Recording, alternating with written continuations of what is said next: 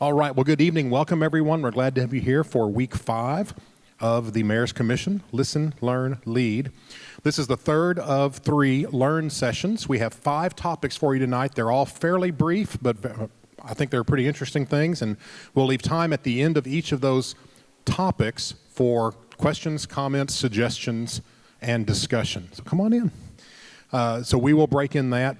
For our online participants, once again, it's easier if you use the raise your hand or chat function, so we know for sure that you are ready to break into the conversation. But you don't have to wait on that. If you just want to unmute and yell at us, we'll probably notice that. But we'll watch for the raise your hand and for the chat window. So, and our council member representative tonight is Deputy Mayor Pro Tem Christian Green, right here in the middle of the room. So thank you for joining us, council member. So we're going to jump straight in with our first topic, which is public outreach. Those who have seen me present before know that I don't do podiums well, so I'll be moving around a little bit. We're going to do public outreach, and really there's 2 specific categories I want to talk to you about. The first is how we reach out to the community. And we want to talk about special projects, not the usual things where we put out a newsletter or we have a website, we have social media. I think everybody knows those things, and we're going to keep doing them. But we have some special projects that we have certain topics that we really need to get out into the city. And we've listed some of them here. The Census Complete Count Committee. We actually have a couple of members of the Complete Count Committee who are members of the Mayor's Commission also. And this is an effort to try and really push Louisville residents to complete the U.S. Census this year. Our hope is to get as many as possible to do it online. There's still time to do it online, but the knocks are going to start in a couple of weeks. So right now they're doing the Stop the Knock campaign to get people to do the online. This is particularly important because a lot of federal funding is based on census numbers, and we want to make sure that Louisville receives its fair share for its fair needs. In particular, our concern is that we have 2 populations in Louisville that historically have been undercounted, and one is first generation or new immigrant Latino families, often are undercounted throughout Texas, and then our Chin population. There was not a census where they came from. There's a census here. We want to make sure those get counted. So we made sure we had that representation on our committee.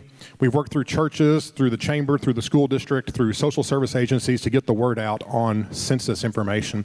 And we have done it all trilingually, so English, Spanish, and Hakka Chin for all of those materials. In fact, the county used some of our materials as well, so it's been pretty successful. Right now, our response rate is higher than the state number, but lower than we want it to be, so we're still pushing hard to get it up there. The second one I've listed is the Louisville 2035 Touch Point. You hopefully know about the Louisville 2025 Vision Plan. That is a shared community vision for the future of Louisville, what we want to be like when we turn 100 in the year 2025. It was developed back in 2013, adopted in 2014. We're halfway through that, so we decided it was time to do a review, kind of a checkpoint, see where we are, what we've accomplished, what's left, what's next, and how we need to adapt the plan for another decade. So we had a very multifaceted, broad effort to get engagement for this. We had online survey. We had a children's book that went out to every second grader, Claire, was it? Every second grader received a children's book that told kind of a story about Louisville 2025 with Marco's big move. And at the end, it has some questions they could answer as in a class and also go online. And in January of this year, we had a touch point event at the MCL Grand at the Art Center in downtown, and invited all sorts of people to come in and listen to some great speakers. In fact, one of our members, Robert Sheets, I think Robert might be online right now, was a speaker at that and received some really good input. One thing you'll notice when we get to another slide is there were certain messages we saw come up a whole lot, and one of it was there was a whole lot of community appreciation and support for the concept of applied diversity and taking advantage of that diversity. So that message was very clear. Community Inclusion Task Force, and we'll talk more about that on the next slide. It is a group of city employees and community partners that's really working hard to engage, especially right now with the Chin community. And we'll talk about the reasons for that and what we've done on the next slide. And then I put the Mayor's Commission on there. That's you guys.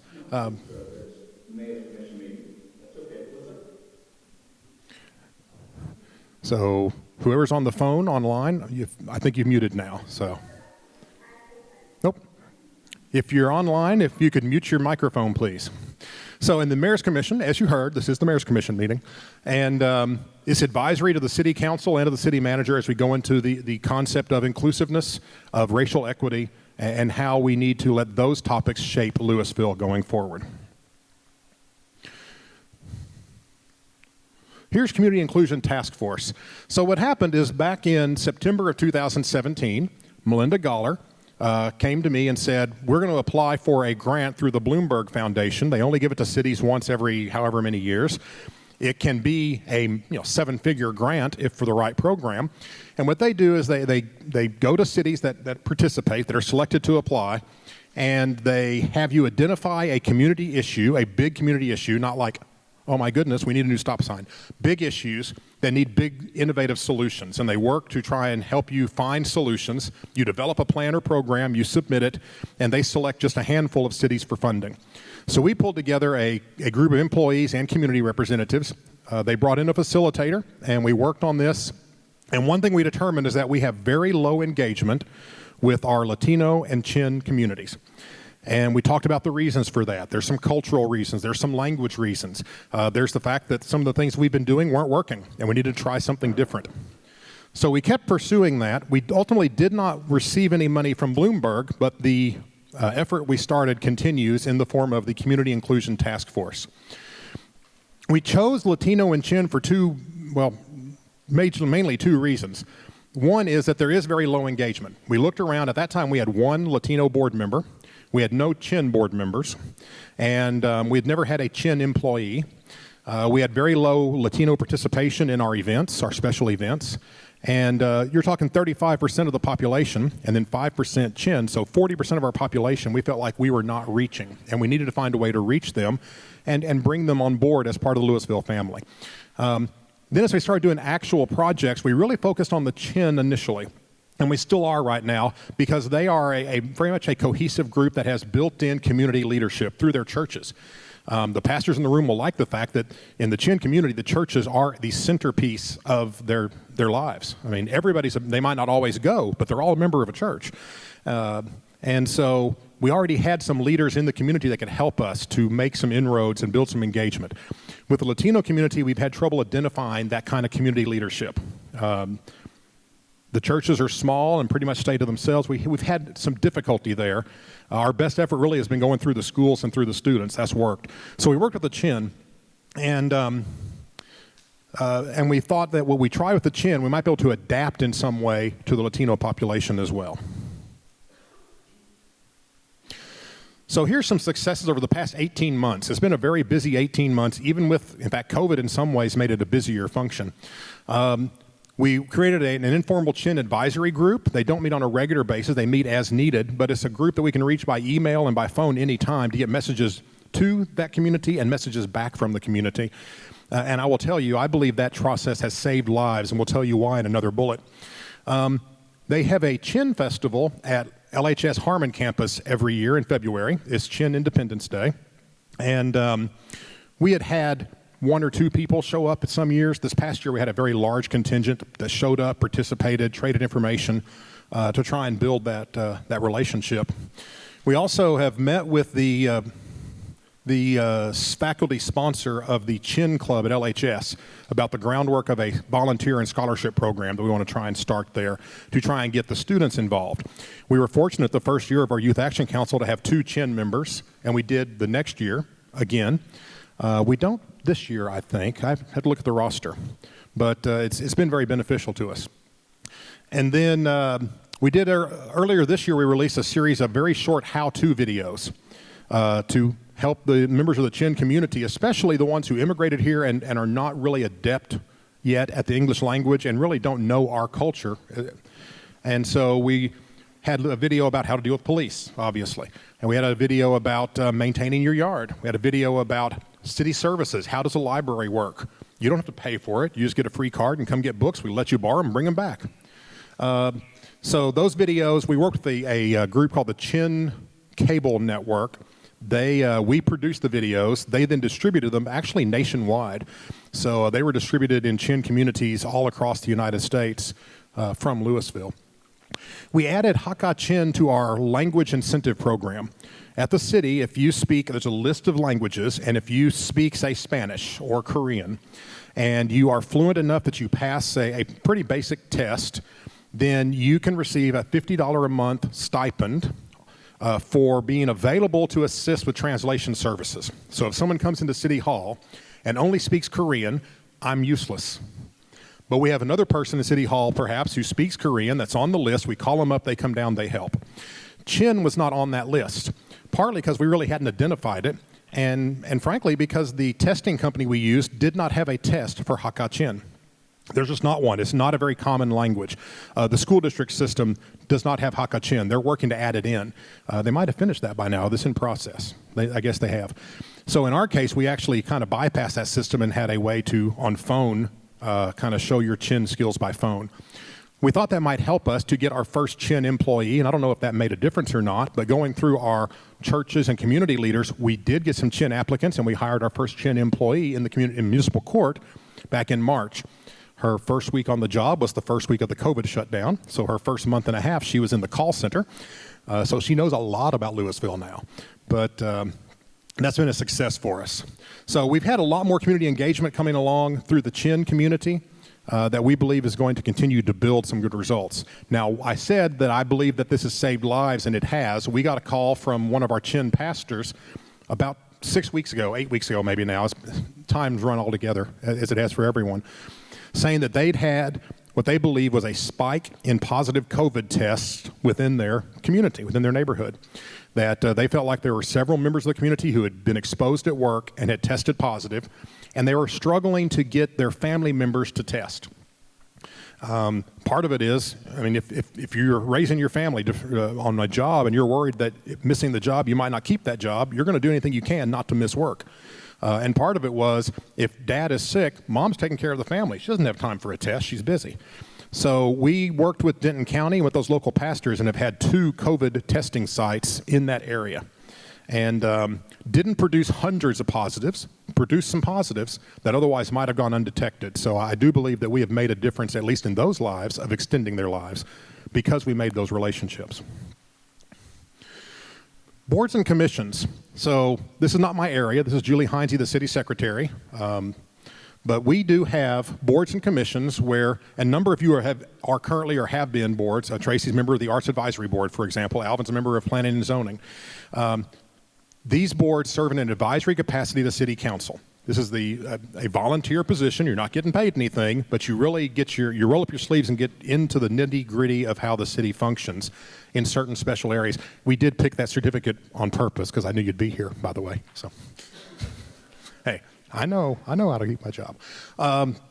So as we see on here, we have 12 boards to which a resident can be appointed. There's a couple other boards out there that just the nature of them, the council is the board, like for instance, the crime control. Thank you. They're all passing through my head because they're setting big budgets and all that. But there's 12 boards, such as arts and library and parks and planning and zoning, where residents are appointed, total of 81 positions. And what City Council saw a couple years ago was that some people, their desire to serve was so great, they were still on the same board position after 10, 15, 20 years. And we appreciate their service, but other people were wanting to help. So we implemented a rotation system where after you've completed a certain number of terms, you're encouraged to apply for another board so someone else can go into that board. And it has worked pretty well. We've gotten some new people in. That has also helped in some ways with the diversity of our boards, but that's anecdotal. And I tell you that because if you look at the last bullet down there, we do not currently have a method in place for tracking the inclusiveness of our board members. We just don't check that box on the form. But the software that we have just acquired does have that ability, so we'll be rolling that out at some point soon so we can keep track of it and make sure that we are offering those opportunities to everybody. So if you're interested and haven't already served on a board, you can apply anytime during the year. Your application stays on file for 12 months. Appointments are usually made in June. This year it was July because, well, COVID. But, or if a vacancy opens during the year. So that's available to you. So before we hit special events, any questions just on those items?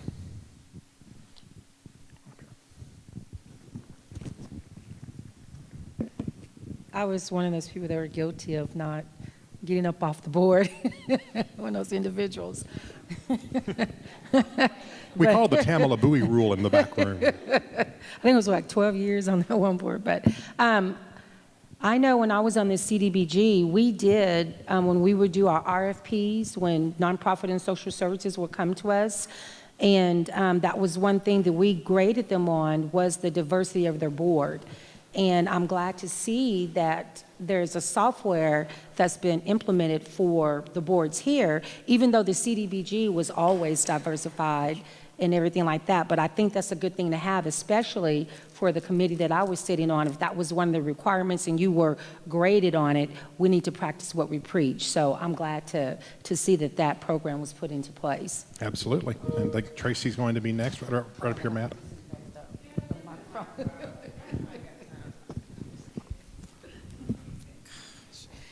Yes, I'm glad to hear that you're getting the new software to track diversity.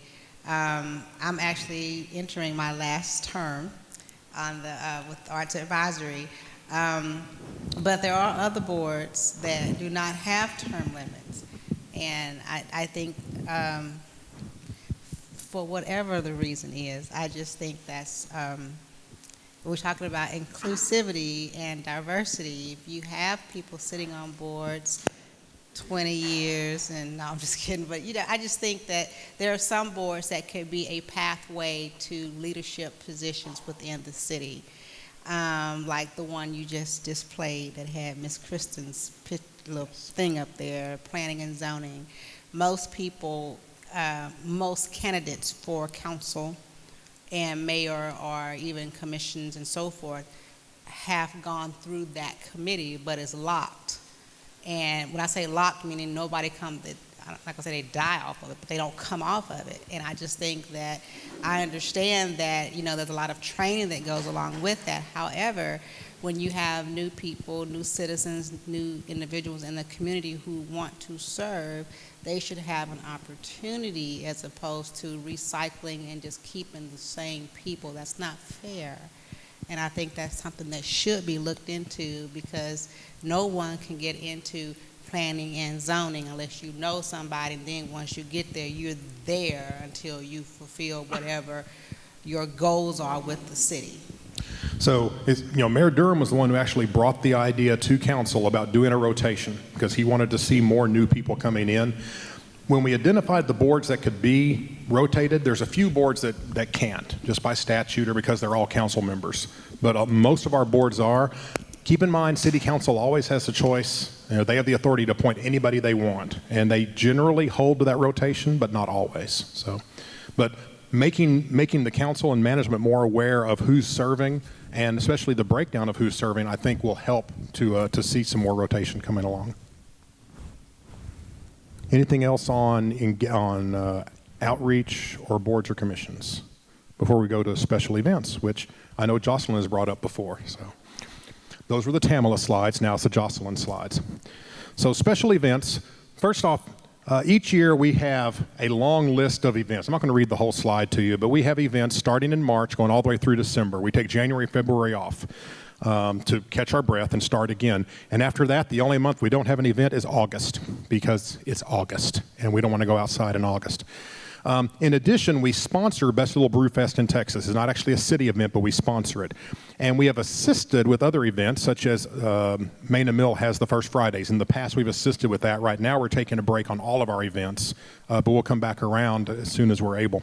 MCL Grand is a rental facility, so it has about 220 public performances and exhibits every year. Most of those are rented. They're the ballet or one of the theaters or the symphony, but we do put on 4 series that we present as the city. Texas Tunes and Black Box are our concert series, and we have a comedy series and a speaker series. So a lot of them here, a lot of opportunities. There is a perception out there that all we do is country western music. that really is flavored by the fact that Western Days is mostly country western music, and Western Days is our big signature event. That's the 2 days, the big dollar event. So I pulled these up for you. In 2019, we booked 125 music and dance groups. The year before was we booked 92. The difference there is the Pop Festival. We booked a lot of bands for Pop Festival in 2019. About 80% of those are paid acts. Now, it might only be a couple $100s. It might be big ticket, but about 80% of those are paid. And you see the breakdown of the 125 in that first set of columns. And yes, country is number one, 28 out of the 125. So about 1/5, about 20% were country. Followed by rock, dance, Latin, pop, blues, folk, classical. I'll tell you, Latin has gone way up the past 3 years because of some changes we'll talk about. You take out Western Days, country drops down to 4th because 20 of those 28 were Western Days, and all the rockabilly. There's not a big rockabilly market outside of Western Days. And then you see some of the others move up quite a bit. So we have variety, but it can be better, and we'll talk about that shortly as well. I put Chick Angel up there. That's a K-pop band. We have no K-pop on our list. We were a sponsor of K-pop together, but we didn't produce it, so I couldn't list them, but I just put a picture up. K-pop is Korean pop. It's a very popular with the teen 20s crowd. Yeah. This is just, everybody else had pie charts. I wanted one too.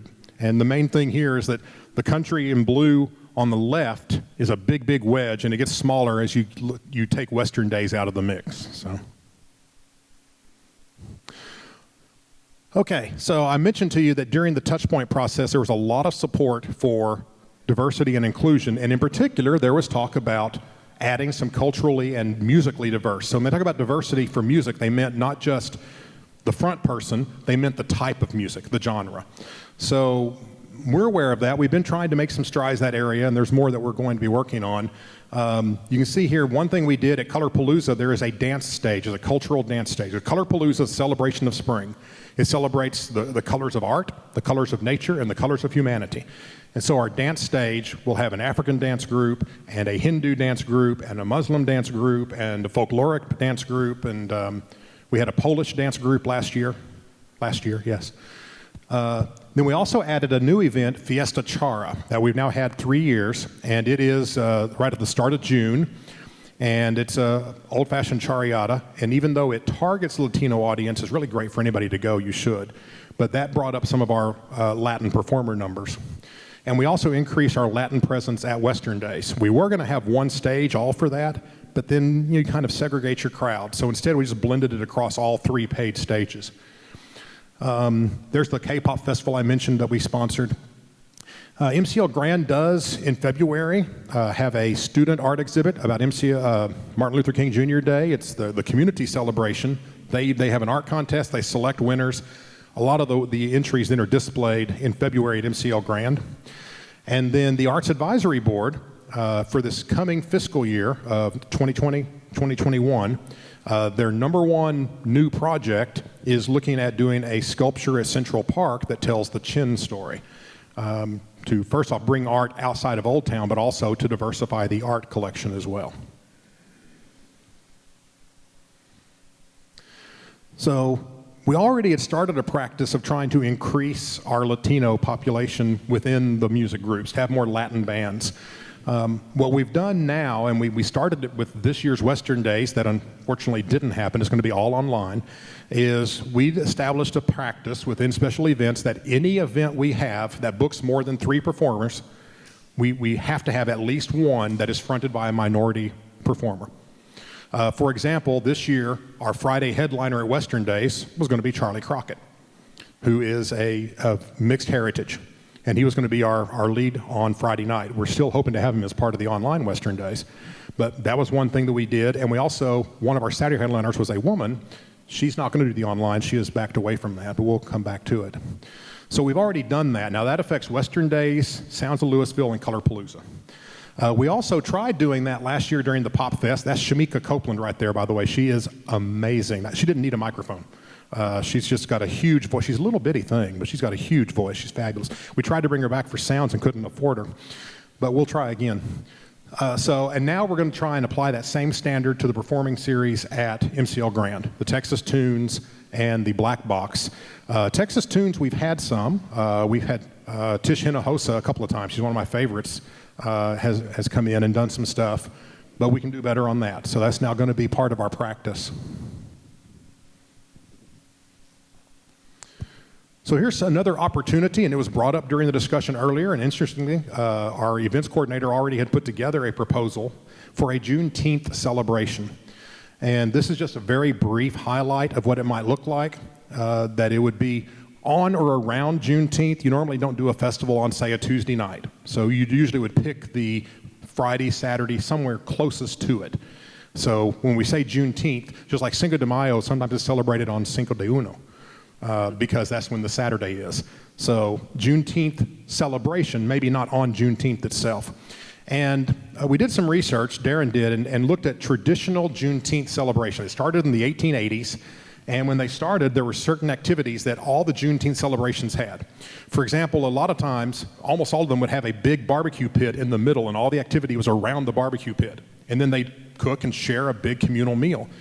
Well, we can make barbecue a part of our event, maybe not dig a big hole in the ground because we have it on the street and the streets people would be mad at me, but we can make barbecue a part of it. For example, right now, the Firefighter Association and the MDA do a barbecue cook-off as part of Western Days. We can talk to them about moving that to a Juneteenth, brings that traditional barbecue element in. In addition, there was a really cool symbolic activity they used to do in the 1880s, 1890s especially, that where they had a lot of freed slaves. And they'd bring some of the slave clothes they still had, and they would throw them in the river, just symbolically, you're gone, you're out of my life. Today, there's no slave clothes left, so we wouldn't be able to do that, but perhaps it takes the shape of a clothing drive, where there's an admission to go to our event, and the admission is you got to bring a pair of socks, or you got to bring a shirt, or bring whatever, and donate them to CCA, Salvation Army, one of the groups in the area. So again, trying to have that tradition carried over, but in a contemporary way. Juneteenth rodeo is something we've all heard about. City owns a rodeo arena. We're working right now on doing a complete renovation of the rodeo arena. And so a rodeo activity is a possibility if we incorporate the rodeo arena, maybe have the event there. There's some challenges, but it certainly can be done. So in the plan, that is a possibility as well. And that is all I have on events. I'm going to back up to that slide so I don't break into Jason's presentation. Any questions, comments, suggestions on events? Right up here, Matt.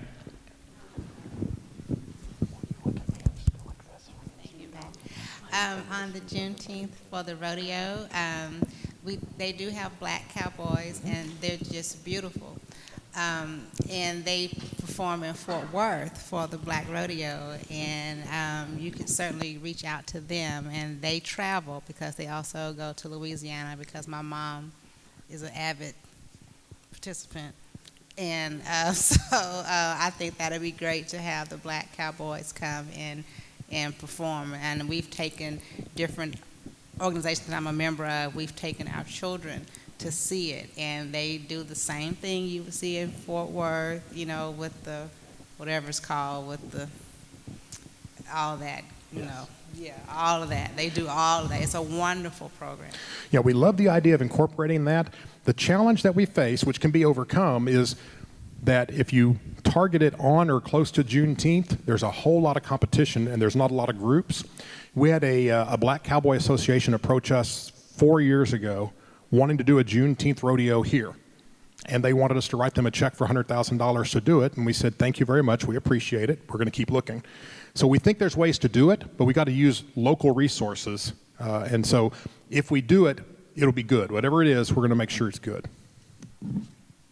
I guess Juneteenth and that's okay, but I'm of the mindset I would like to see the celebration of Black Americans not always be tied around slavery. Mm-hmm.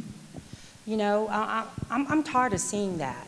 Okay. And so I would like to see something that shows where we inventions, our contributions to society, to a community. Tulsa, what is that? Black Wall Street. I want to see something that's positive. I'm tired of seeing slave things all the time. You know, our kids need to see something that's not always, their culture is not always based around slavery, not always based around Martin Luther King. It was more than just him who, you know, had a significant impact in the Black community. So while Juneteenth, and it's sad the reason why we have to have Juneteenth, so I don't really like celebrating that anyway, you know, to be honest. So who's over this community? Is it over this board? Is it someone Black or? So there's not a board that does our events. It's all internal staff. For this event, we would want to rely on a lot of community help. One challenge we have adding new events is we're running out of people on staff to do it. So we would put together a group, and the same concept could be moved to any other time as long as it fits into the calendar. Juneteenth is just an easy tag, and so it was brought up at the first meeting was that possibility. We don't have to be tied to that if we don't want to be. And, you know, one thing you mentioned when you're talking about invention and so forth, it kind of made me think of like adding an innovation, or probably innovation, now I'm talking Disney, an innovation fair for students at MCL Grand as part of the activity. So there's things we can do, and that's where we want to get a community group talking about it. Microphone. Oh. Yeah, I mean, I'm game for it, because like I said, I'm tired of seeing our culture always portrayed as slaves.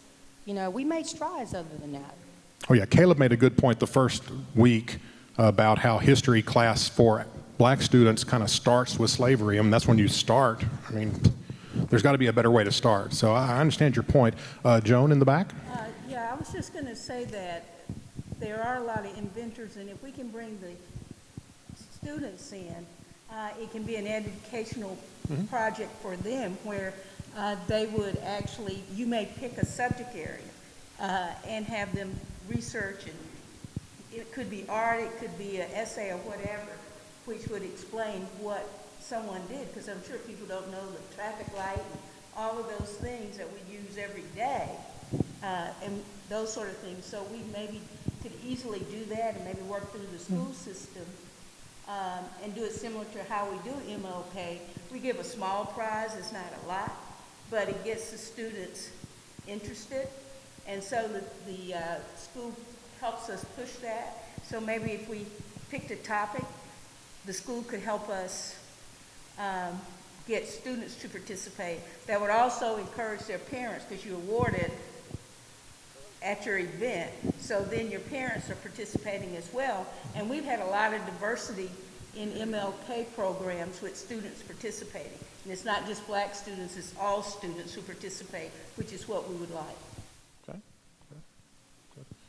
And I was just going to add that, you know, it might be make more of an opportunity to use February. So not just, again, around, you know, Martin Luther King, but around all the things, because I was amazed at how many children didn't know anything about John Lewis.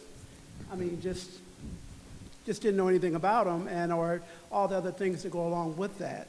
And so, again, I'm from Detroit, so I didn't know about Juneteenth till I moved to Texas. So, so that doesn't get me as excited as maybe doing something in February where we can talk about some of the other African Americans that we could do something. February would probably have to be an indoor event. Would that be an issue?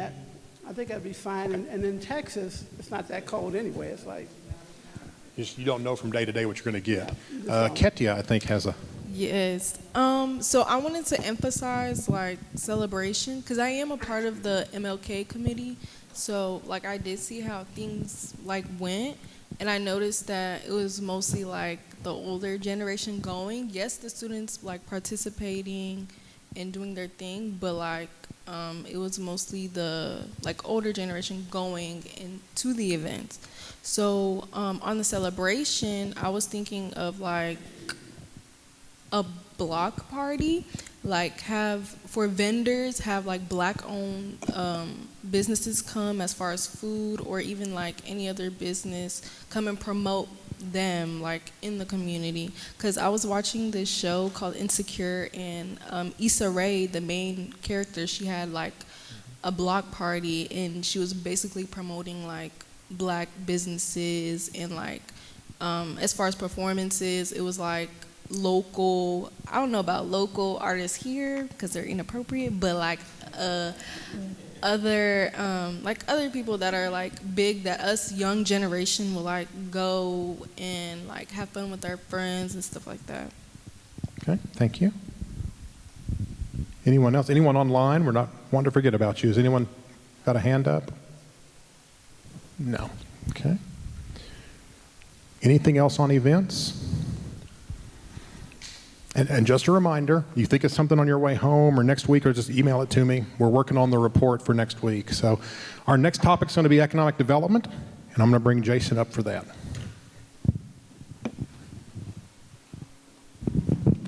Thank you, sir. Well, good evening. Nice to meet you all. I'm Jason Moore, the Economic Development Director for the City of Louisville. And I want to talk a little bit about the approach that City of Louisville takes from an economic development standpoint. And compared to a lot of our neighboring cities, we have kind of a three-prong approach. And I've mentioned this, some of you have heard this before. We look at business attraction, workforce development, and business retention and expansion as kind of the three main focus areas. And that's typical for most economic development departments that are within a city. So we are funded by the general fund. We're not a separate corporation. A lot of cities in Texas are funded by a 4A or a 4B, type A, type B sales tax. And in Louisville, we're general fund. So we're a part of the general fund of the city. And so that's important. We'll talk a little bit about that. Just to give you some high statistics of what we look at from an economic development standpoint as we're attracting businesses or we're looking to work with entrepreneurial and startup companies. We keep an eye on the market profile. So restaurants and grocers and retailers and industrial, office, all the different industries, when they look at a community as a site selection opportunity, they look at a lot of this data. And this data comes from Esri, and I know it's hard to see, so I got a pointer here. We have a Tapestry segment. We have a very young population. So this is one statistic that a lot of people don't maybe know, is we have one of the youngest populations in Dallas-Fort Worth. 32.5 is our median age. That's a very young population. What that means is it gives us a very young workforce, and we'll talk a little about that in a sec. We also focus a lot on the commercial real estate fundamentals. So we're looking at market analytics, we're looking at what our vacancy rates, what is our sales volume for building turnovers. All of these fundamentals are important. And really when we go back and we talk about finance later, they take these fundamentals when we're selling bonds for a city, and it helps us with our AAA bond ratings. So it's very important that we understand and we can work on improving what these fundamentals bring for the city. Workforce, and I'm sorry, these numbers are very tiny. We've got about 65,000 people that work within the city limits of Louisville. We have people that leave the city to go work, and we have people that come in. So we have this outflow and inflow, and we monitor that. And we can see exactly through census data where those people are going and where they're living and coming from. That helps us connect the transportation industry with DCTA and with DART and all the systems that are provided to make sure our workforce employment centers are located in the appropriate area. This is an interesting statistic. A lot of people don't know. We're ranked #1 in Texas in workforce. So our population in Louisville, this is all pre-COVID, we were #1 with the highest percentage of our population in the workforce. And that's correlated with the young population that we have. And we're significant in terms of percentage. We're at almost 78%, and Carrollton's #2 at 75%. That's a significant difference.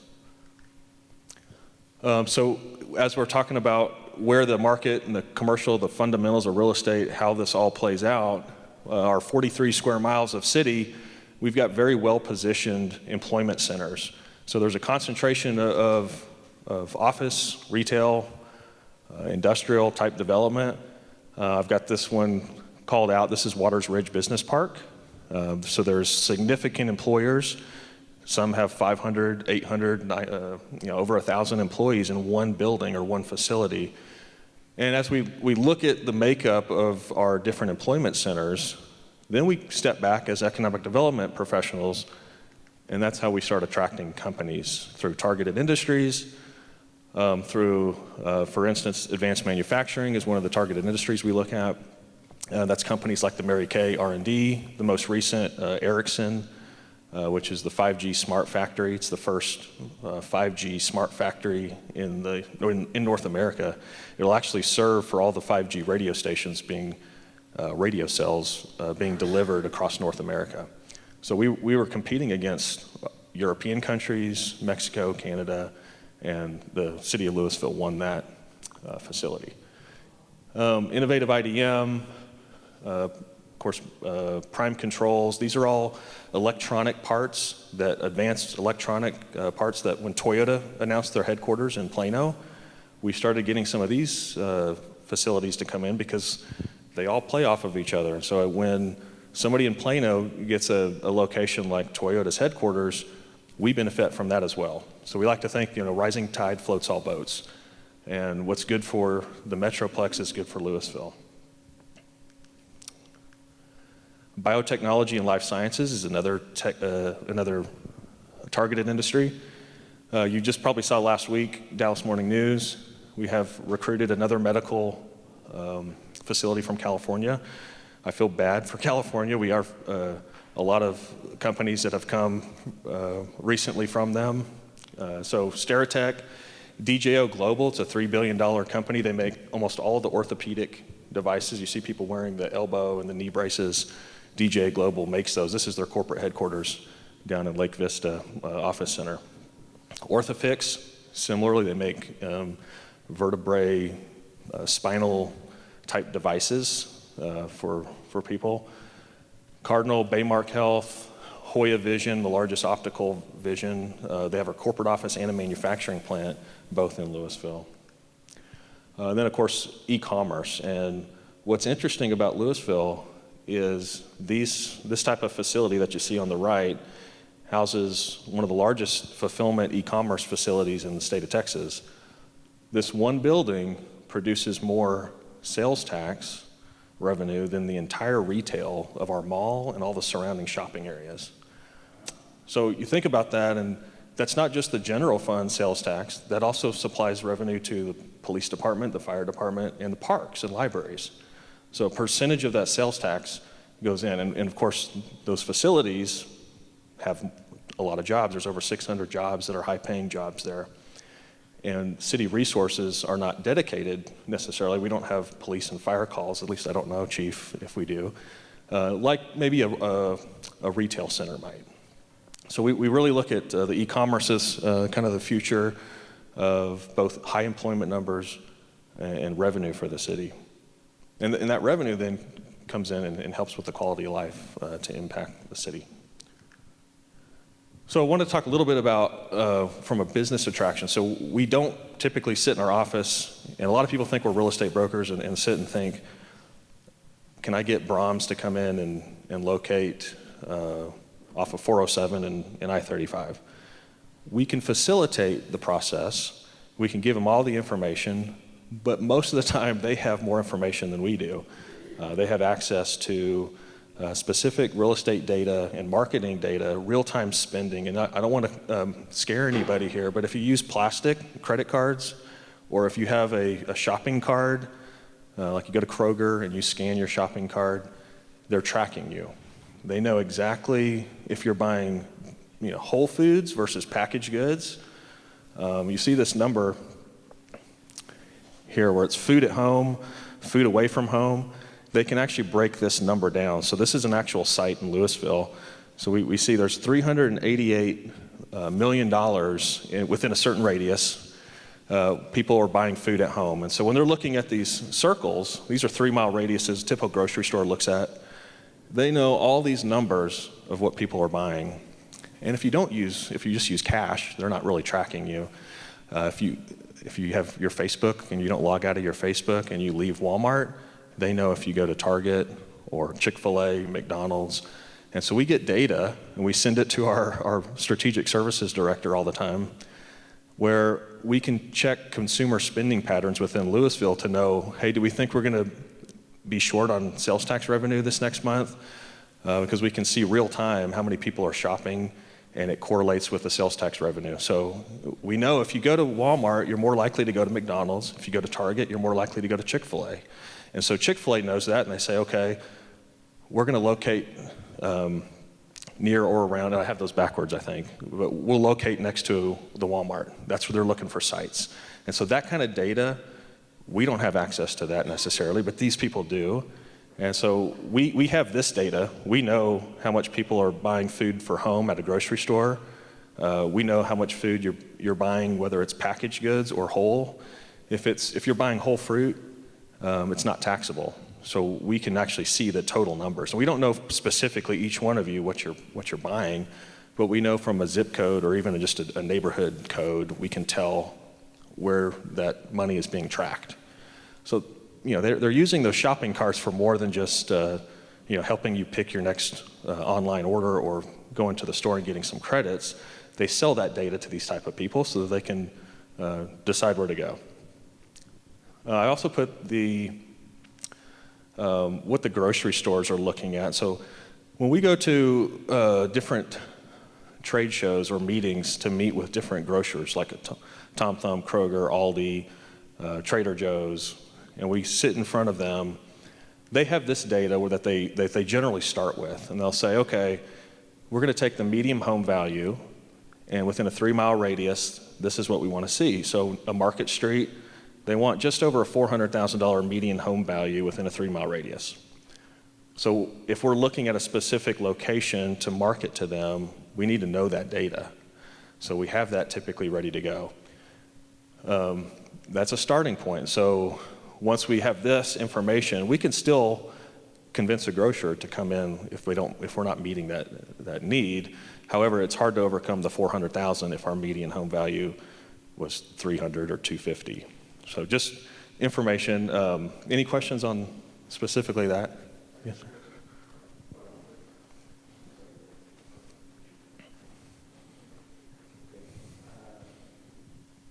These are great demonstrations to share with us, and I appreciate that. In your office, how many people do you have analyzing this kind of data? So we have 3 full-time employees in our office, me and I've got 2 specialists. I typically look at this data daily, and not specific to grocery stores, but more so on the commercial fundamentals every day. And then we have another specialist that focuses specifically on Old Town data. Okay. And my next question then is going to be, what's the diversity of your group? Of our group? Mm-hmm. So I have a male and a female, and our female is Pacific Islander. Okay. Yeah. Because my background is with IBM. Okay. I love doing this kind of stuff, data analysis and analytics and things like that. And of course, where I'm going with this is, what are the opportunities for minorities to come into your area and to eventually rise to the level of where you are? Absolutely.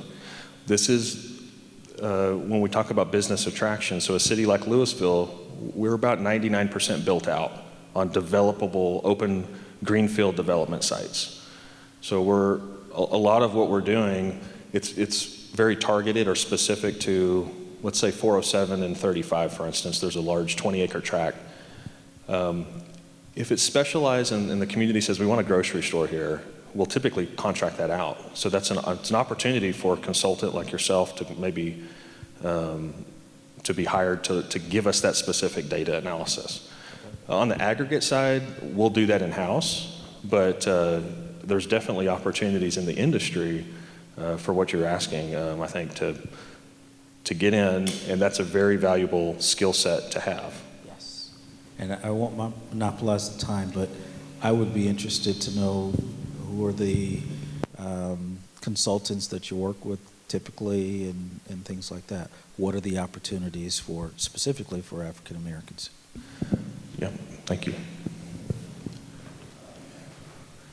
Could you share with me, there's not a grocery store on the east side. And a couple of months ago, they open up a grocery store down in the Music City. That's out of range for an 81-year-old woman to drive. She got to come up Main Street to go to Walmart or Winco. Why? Could you explain to me why it's nothing on the east side for as a grocery store? Well, sorry about that. I can't explain specifically the history of why that was, other than the demand. So there is this notion of retail follows rooftops. As a grocer, you look at, for instance, the Next Step Center next to Valley Creek Church on Business 121 and I-35.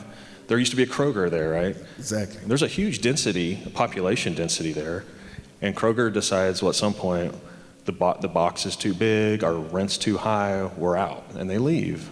And so as we're looking at what can be east of 35, specifically Old Town and east, boutique, so an Aldi, a size of an Aldi size grocery store fits that model. You know, the Kroger and the Albertsons and Tom Thumbs, they're too large. Walmart Neighborhood Market, it's about a 40,000 square foot building for a neighborhood market, a little bit too big. We really need the 15 to 20,000 square foot size. So as we're approaching council on a couple options right in Old Town, there are some developers that are looking at a very specific kind of an eatsies type concept that would have not only your staples, milk, eggs, fruit, vegetables, and some bread and things like that. They may not have, you know, the frozen items that a typical Walmart, Target, Kroger, Tom Thumb, those type of grocery stores would have. It's more boutique style. And those would fit very nicely in the community. Now, and you really need a smaller entrepreneur to run those or operate those. And what's happened in Duncanville and Sylvan and 30, there's a group called Cox Farm Market. And we actually brought those people in and said, hey, would you open up a location in Louisville? Would you consider it? And they said, you know, based on the potential and the residential that you're bringing in and the current population density that you have in Old Town, we definitely think there's a market. Doesn't fit our model because we're not in a growth sector. We're not in a growth pattern right now but we would partner with somebody that wants to run a grocery store, and we'd give them our suppliers. We'd tell them exactly what to do. So as the city starts meeting folks that want to be connected with those, we've got a contact that somebody would just share their list with somebody. And so that's kind of where we are right now. We definitely are looking at a couple locations to help with that, because the hard thing is Walmart is just on the east side of 35, and so they kind of scare a lot of the other grocers out. They're within that 3-mile radius, and you got to think Walmart. If you started at Walmart and go 3 miles east, and then you started there and went 3 miles east again, that's where the center of that next grocery store would need to be. And they cannibalize each other in most cases, and there's not enough density. So that's what we're overcoming, but we're trying to work with Old Town residents specifically to start something. Thank you.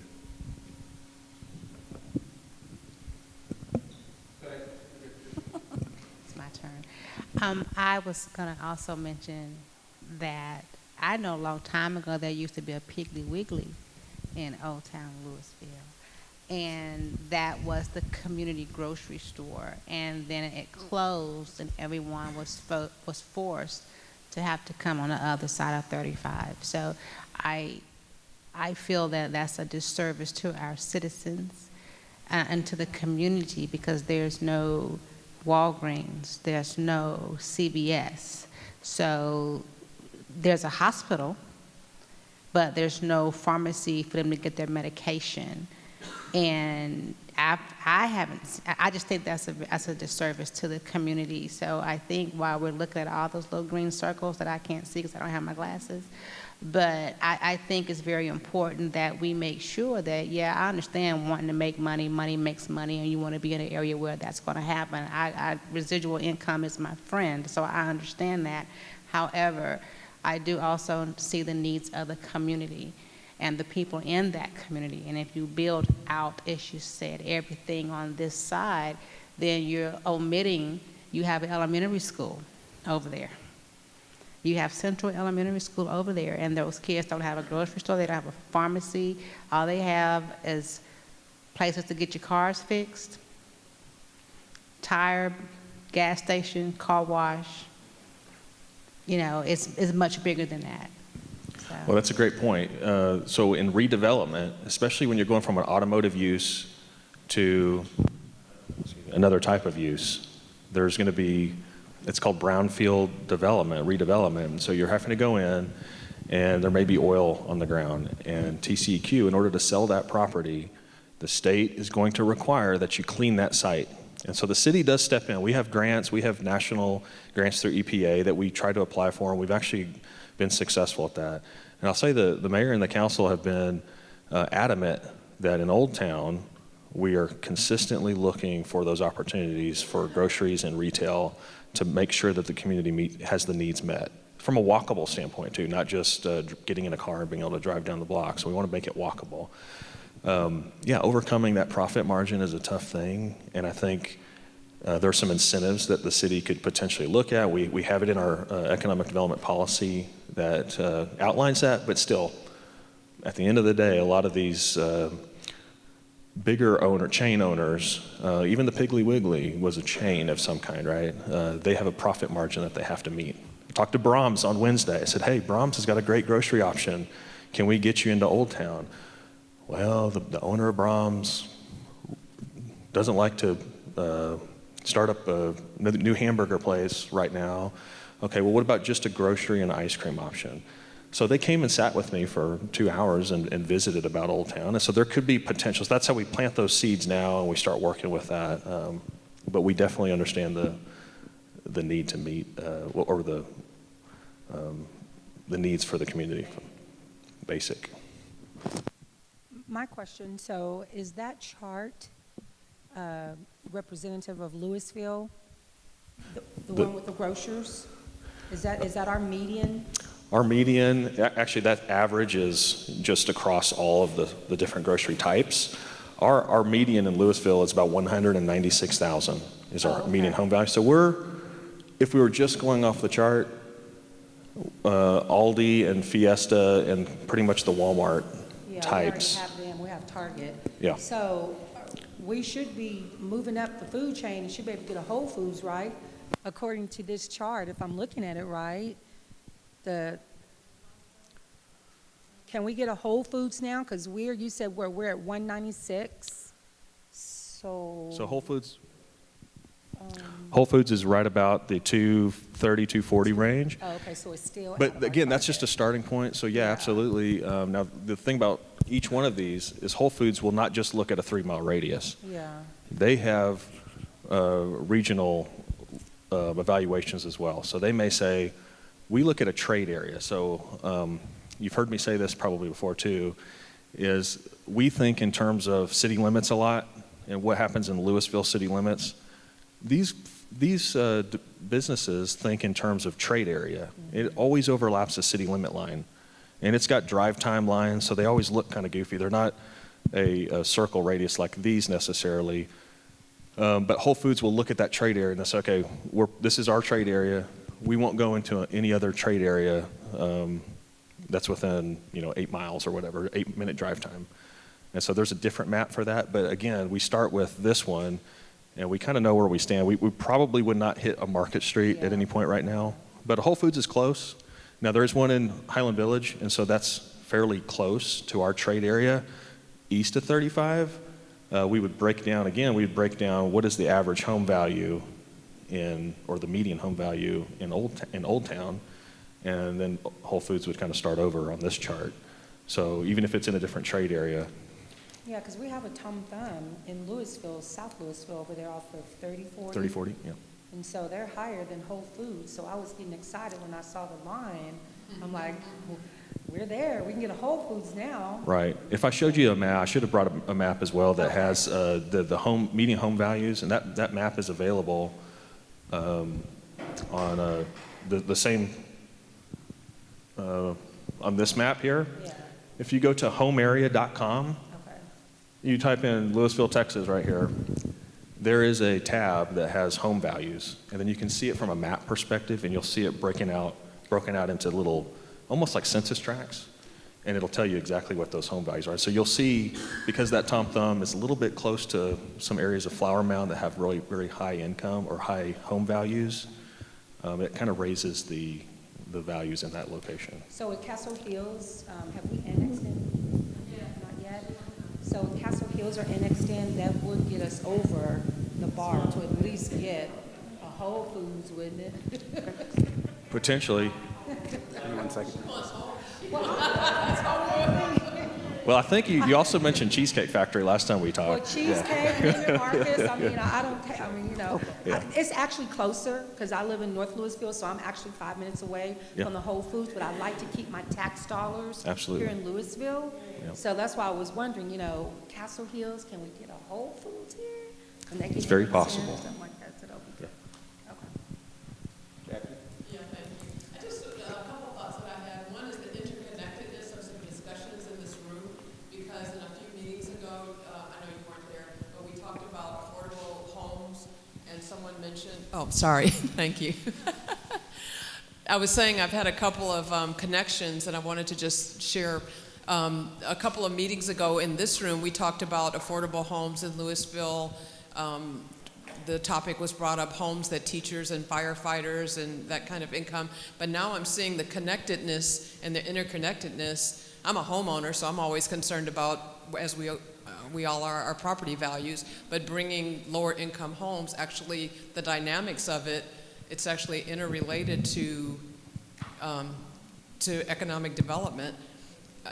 And if you can just talk about that a little bit. And then the other thing is that it seems inevitable. I remember seeing the 2025 plan, and I'm not sure if has Louisville, are we still working with the 2025 plan, James? Yeah, okay. And so the plans for Old Town Louisville are, I mean, it's just beginning to be revitalized, thinking about those brownstones that are built over there and just that whole area. So some of the things that you're bringing up seem inevitable just in time. Sure. Mm-hmm. That's a great question. The interconnectedness.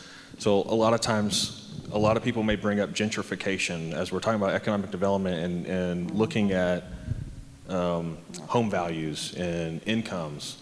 Well, are you bringing in townhomes that may be $400,000, $500,000, $600,000 and eventually price people out? And so there is we have a high awareness of that. And I know Ms. Powell's going to mention housing here in a little bit and probably talk more about that. But affordable housing is a big issue across not just North Texas, but across the United States. There's an issue of interest rates being so low that I can afford a little bit more house payment, and the supply and demand of the housing market generates higher prices. And with all that combination, I can sell my house and go buy a bigger house, a more expensive house for the same house payment. That just keeps continuing, and it's eventually gets to a point where it costs too much to even redevelop. And that's kind of what has happened in Old Town over the years is now properties that the dirt, if it was just a vacant piece of land, should really be worth maybe $15 a square foot, maybe $40,000 for a half acre. Now it's $600,000 because I've got to pay for the structure that's on the ground. I've got to tear it down and build something new.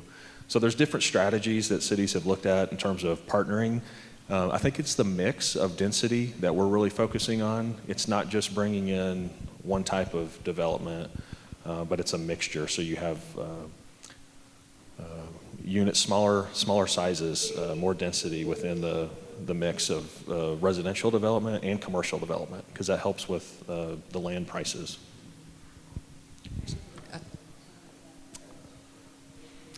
Absolutely. Yeah. And the transit option. So as we're looking at more walkability and 10-minute walks to a park, and also 10-minute walk to your work or to shop, that helps as well. She likes Whole Foods. I'd love to see a Trader Joe's. Right? Yeah.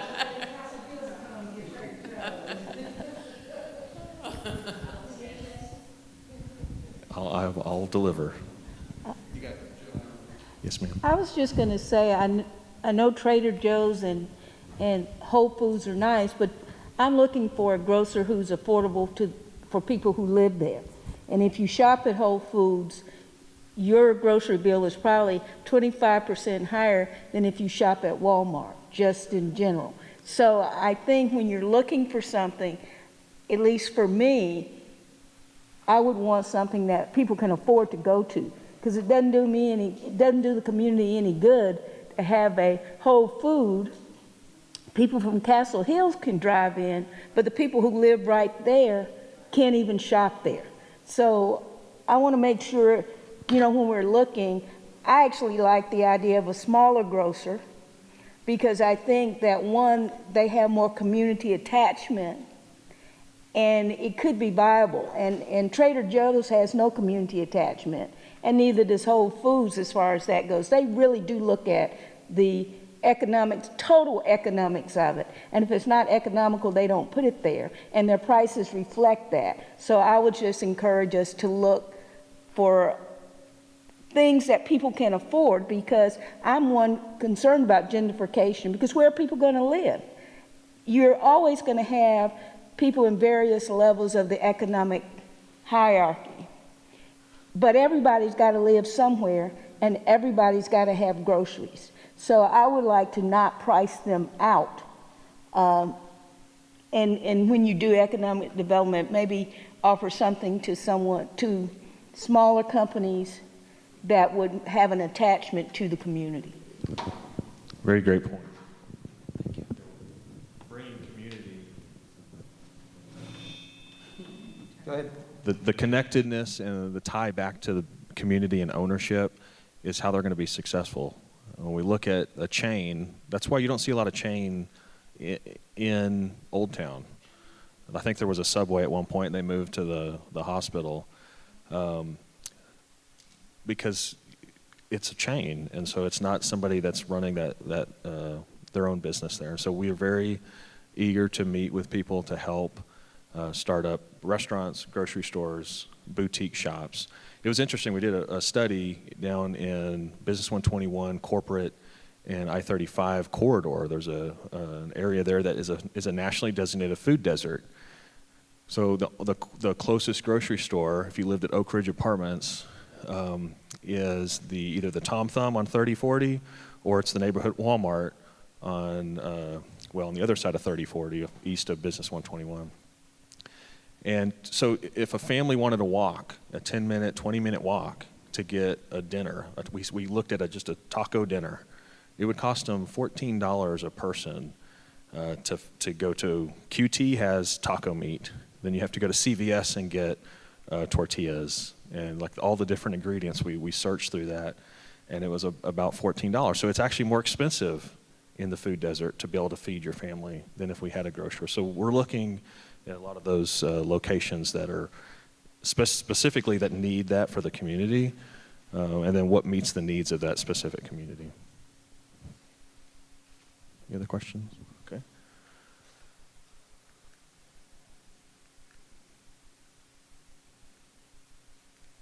The pointer, there we go. Business retention and expansion is a very large component of what economic development functions for us, like what that function is for the city. Most of our but we have over 4,000 businesses in Louisville, and when we think about revenue staying in the community and dollars turning over and staying here, businesses transacting with other businesses within the community, there's so much more revenue potential than by just going after that one business that everybody in the Metroplex is trying to target. And so I like to just bring this slide up to say we've had a big focus on business retention over the last year, and that's shifted some of the thinking in our relationships beyond our staff members inside City Hall. Part of that is with the Small Business Development Center and the Louisville Chamber of Commerce. And they function differently, obviously. The chamber is meant to be a networker and a connector for businesses, and whether or not that's worked for individuals or not, there are programs that the chamber has access to that the city does not. And we try to connect folks with the chamber for certain things like SCORE. They help mentor business small businesses to start up, but even more so the Small Business Development Center. We have this center in Denton. They're part of NCTC's system, the North Central Texas College. It's a function of the North Central Texas Council of Governments through the Texas Workforce Commission. There's all these different layers. Texas Workforce Commission has funding that gets passed along through the different districts, MPOs, metropolitan planning organizations throughout the state. And North Central Texas Council of Governments, which is in Arlington, Texas, sends money to all the community colleges to fund Texas Workforce Solutions, the small business development centers. They're also partnered with the small business administrations from a federal level. But this organization is who we connect immediately. So if somebody comes to our office, and it happens not very often, but actually just recently, I had a gentleman say, hey, I want to start they call me the caffeine cowboy and Lone Star reporter, and I want to start my business here in Louisville. So he wants to sell chocolates and coffee and things like that. And I don't know, I'm not an expert in those things. I don't know how a bank would feel. So the first thing we typically do is say, okay, we've got local banks right here in Louisville. We're going to connect you with those banks. And then we're going to connect you with the Small Business Development Center. That's where he is this week. He's meeting with these advisors. There's business advisors. He doesn't pay anything to meet with them. They take him and they connect him with the Small Business Administration from a loan standpoint. I'm not going to say it's easy to get a loan. You have to have a business plan, but they'll help you build the business plan to get the loan. So we don't do that inside City Hall. Some cities do, like a Dallas or Fort Worth, maybe Irving. They have over 20, 30 employees in just their economic development department, and they have branches that function like this. So we're lucky and very fortunate that this entity is actually local. So through NCTC, who has kind of a local, even though is it Cook County in Gainesville is where they're actually headquartered, the North Central Texas College. They're not a Denton County college, but we still get access to them for free. I'm sorry? Right, yes. They serve Denton County, Cook County, but because we have access to them, we can send our entrepreneurs to start up, get their business plans going with the SBDC. And that's their whole function. That's all they do. And what we're learning is, as an economic development department, one of our main jobs from looking at small businesses are defined by the federal government as anything under 500 employees. Well, that's pretty big. You know, if you're a solo entrepreneur or a 10-person or under staff, how do you get going if you've never had a business plan before? You've never had a business loan. We want to be able to connect those people with SBDC. So we're working to update our resources and our connections to them so that they're easily accessible through economic development. Even though we're not providing those services directly, how do we connect those people with them?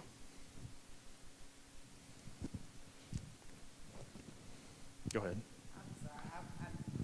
So, is this a diverse board? Because, you know, businesses, you know, it's networking. You know, friends of friends of friends who help friends, who work at banks who are friends. So it's all networking. So the question is, you're sending, or you may possibly send a minority group, African Americans, who may be coming into the community, who may want to be an entrepreneur. So are you sending them to people who have a mindset that African Americans can have a business and be successful and are welcome into the community? So do you know who the board of directors are who are sitting on the Small Business Development Center? And do you know that that's a diverse board that will willingly give information and not withhold information and resources to them? So then, since that's why we're here, Sure. Those are very great things to know. NCTC is great, and that's all fine. However, we're talking about the African American community and why we're here today and the lack of a presence. So are you sending them somewhere where they will feel welcomed and that they will get the information and resources that they need and not have it withheld from them because they're hoping to bless like-mindedness, for lack of a better term? I understand what you're asking. Small Business Development Center, just to clarify, is purely advisory. So they are not functioning as a loan. And so the people that we've connected, one of which is a African-American barbecue owner, Righteous Barbecue, David Jemison. Some people have eaten their food at our Western Days events. He came to me and said, look, I would like to be in a brick and mortar building. I've just been I'm catering out of my house. I have a smoker I can take around on a trailer. How do I get into brick and mortar? So the only response to your question that I have today is his feedback. And JB Blocker, who is our caffeine cowboy, he gives me feedback. And so I ask, okay, did you get information on how to write a business plan? Let me see it. He did. They both did. That's what they get. That's the information that they get. Now, whether they take that information and then go to the Small Business Administration or to a bank, a local bank, and actually get a loan, those questions I don't know. But that's a great question, something to follow up on, because to track that information would help us guide the people in the right direction. And so I appreciate that. And the local bankers that we know, you're right. There's a board of directors, especially a family-owned bank, and those board of directors are deciding at the end of the day who the loan is. Not just our local banker that's in Louisville. They could be officed anywhere, or Nacogdoches or wherever. So that's a great point. So we will look at that and see, if you have ideas of how do we track that or follow that without just getting the direct feedback, we'd appreciate that. Yeah. Yes, sir.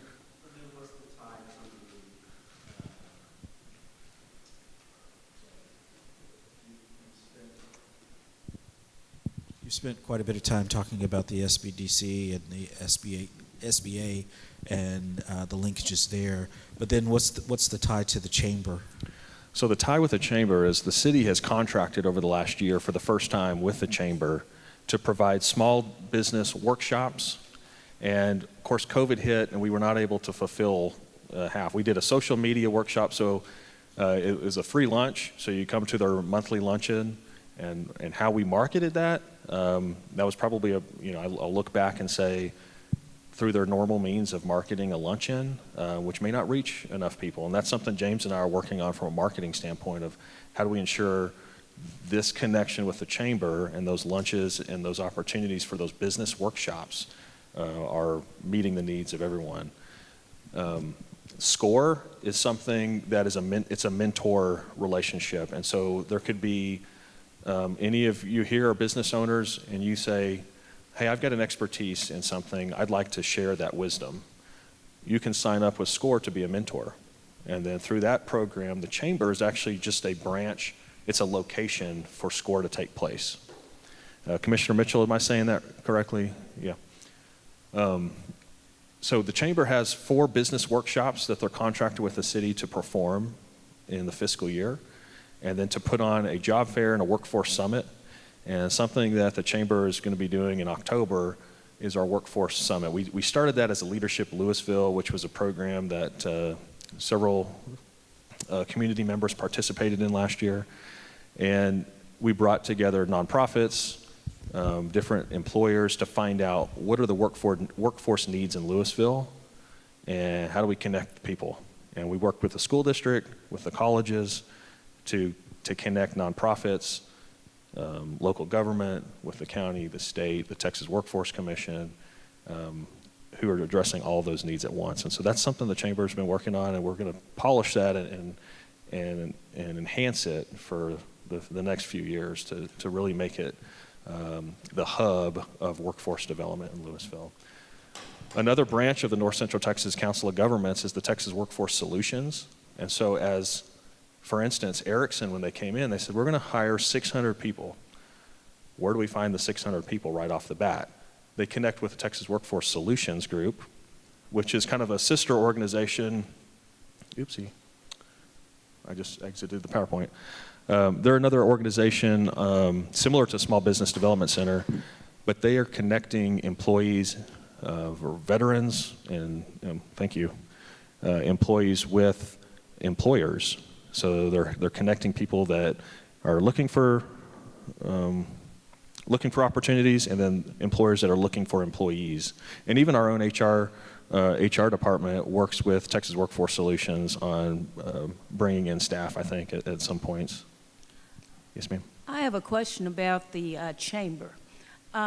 One, how diverse is the chamber, and how welcoming is the Chamber of Commerce? Because I'm actually thinking we need a black chamber of commerce in the area, because people don't know what businesses exist, and they don't know how to contact those businesses. And I just wondered, since you have a contract with the chamber, kind of what's their diversity, what is their commitment to diversity, because I actually think that they are a key factor in eliminating institutional racism. People in the chambers, they run the businesses, the bankers are in the chamber, they loan the money to the people that they know in the chamber. You know, it's all interconnected. So I think we've got to figure out a way to work more with the chamber so the businesses that are out there get an opportunity and benefit from some of the things the chamber has, versus you're a member but nothing ever happens, or you go to a meeting but nobody sits beside you in the chamber, so you don't feel welcome, so you don't go back. So how can we work with them to get them over their concerns such that it can be productive for the whole community? Let me just say that the chambers around here are pretty open. The Louisville Chamber has about 4 black, maybe 3 African American on board, as well as Hispanics, women. And the Flower Mound Chamber has 1 or 2. But I've been a member of both of those chambers and the Lake Cities Chamber for many years. And I think the things that we once saw have changed, because once you get a face, as I always say, if you get a woman in the boardroom with a man, they can't continue to talk about male stuff. And if you get minorities in the boardroom with other majority members, you can't just talk about majority stuff. You do have to be a member of the chamber to be on the board. Like I said, I've been on the board many years, and I paid my own dues for my office. And before I took office as a county commissioner, I was on the board. So they are available, and our board chairs on both Chamber of Commerce and as well as the Lake Cities Chamber, I know are inviting. All you have to do is, you have to be a member, but you're certainly welcome. And they're trying to get members in. So I'd say go and open the door and go in. I also comment on the size of the chamber. The Chamber of Commerce in Louisville specifically is relatively small. When you look at chambers across the Metroplex, a lot of them represent multiple cities. So our Louisville, we call it the Louisville Area Chamber of Commerce. It's not affiliated with the city specifically. It's not a sponsorship of the city. But some chambers are. And like Dallas Regional Chamber, we actually work with the Dallas Regional Chamber just as much, if not more, than our Louisville Area Chamber when it comes to business attraction and marketing the Dallas-Fort Worth Metroplex. So there's some differences on the chamber size, I think, and what you may traditionally think of as a chamber. And is this a networking organization? Are they providing resources? And I think they're doing a better job since, as far as I'm concerned, with connecting the community with our nonprofits, our educators, and our other businesses. So I'm seeing very positive results there. Questions? Okay. We've got a Zoom question.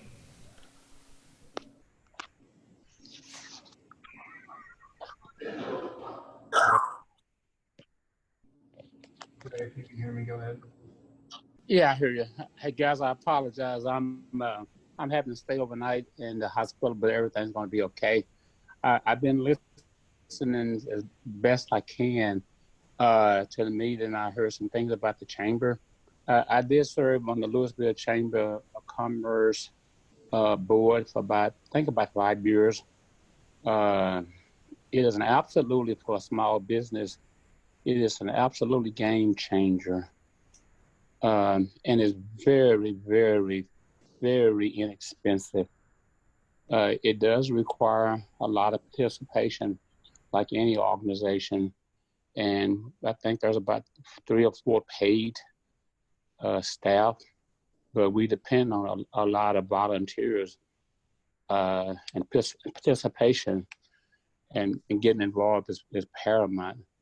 I know Chamber has done quite a bit to promote African American women and Hispanic and any business that we have.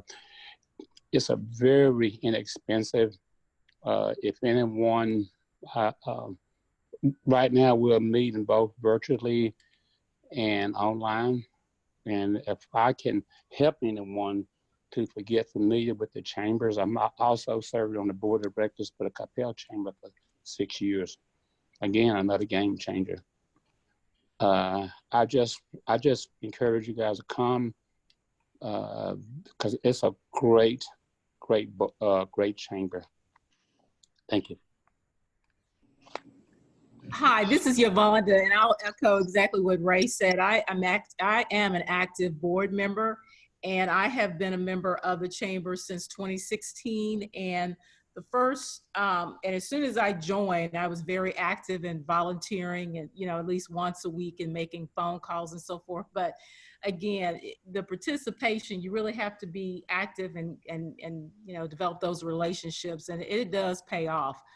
With this pandemic, I haven't been as active, but I am still a member, and I do sit on the board. So I can be of any assistance to anyone as well. Thank you. Thanks, Ms. Coleman. All right, I've got one more slide. Let me see if I can. Okay. So some ideas that we've been looking at for quite a while now. I know Ms. Powell and my predecessor, Nika Reinecke, had looked at an organization called DEC in the past, and I think the Addison Treehouse. Those are entrepreneur centers, and how do you bring that type of facility into Old Town and other organizations? So the city of Dallas obviously is a very large city, and as I mentioned earlier, they've got over 22 or 25 employees within their economic development department. And this is right on their homepage of their economic development of city of Dallas. And so they have how to start a business, minority and women-owned businesses, data search. How do you get the data to make the best decisions for your organization? I will admit to you that local governments, we don't shy away from copying other local governments. In fact, incremental change and improvement is something that I think all of our departments are always striving for. And this is a partnership between the Dallas Economic Development Department and their public library. And so I know that they've got resources internally in their departments with the staffing, but we can mimic these types of programs to not necessarily facilitate in-house, but to make sure we can partner with SBDC, with the chamber, with the SCORE program. And so these are types of information and connections that we're looking to make. And we're going to be working with the city of Dallas to try to help us get organized to do that. And so that's a brilliant platform. I would encourage everybody to check out their website. If you just go to Dallas Economic Development Department, you'll see this link right on their homepage. So workforce solutions, I mentioned this earlier. If you are a small business and you need people, you're looking to hire people, they will help recruit and hire those people for you, and they'll pay for them. They'll actually pay for a year in some cases. And if those employees leave, then you're not paying anything. You just can transfer those employees over later. And there's different programs, and so we actually connect a lot of our businesses as part of our business retention program with the Texas Workforce Solutions, with NCTC, and they facilitate these processes to help make sure not just the employers are being served, but our employees looking for work can be served. And so we would be happy to connect anybody with these organizations if desired. That's all I have on my presentation. Are there any other questions? Coach, do you have a facility? We're working with Coach here to potentially look for different opportunities, and so that's something that our office does as well. And so we appreciate you and what you bring to Louisville too.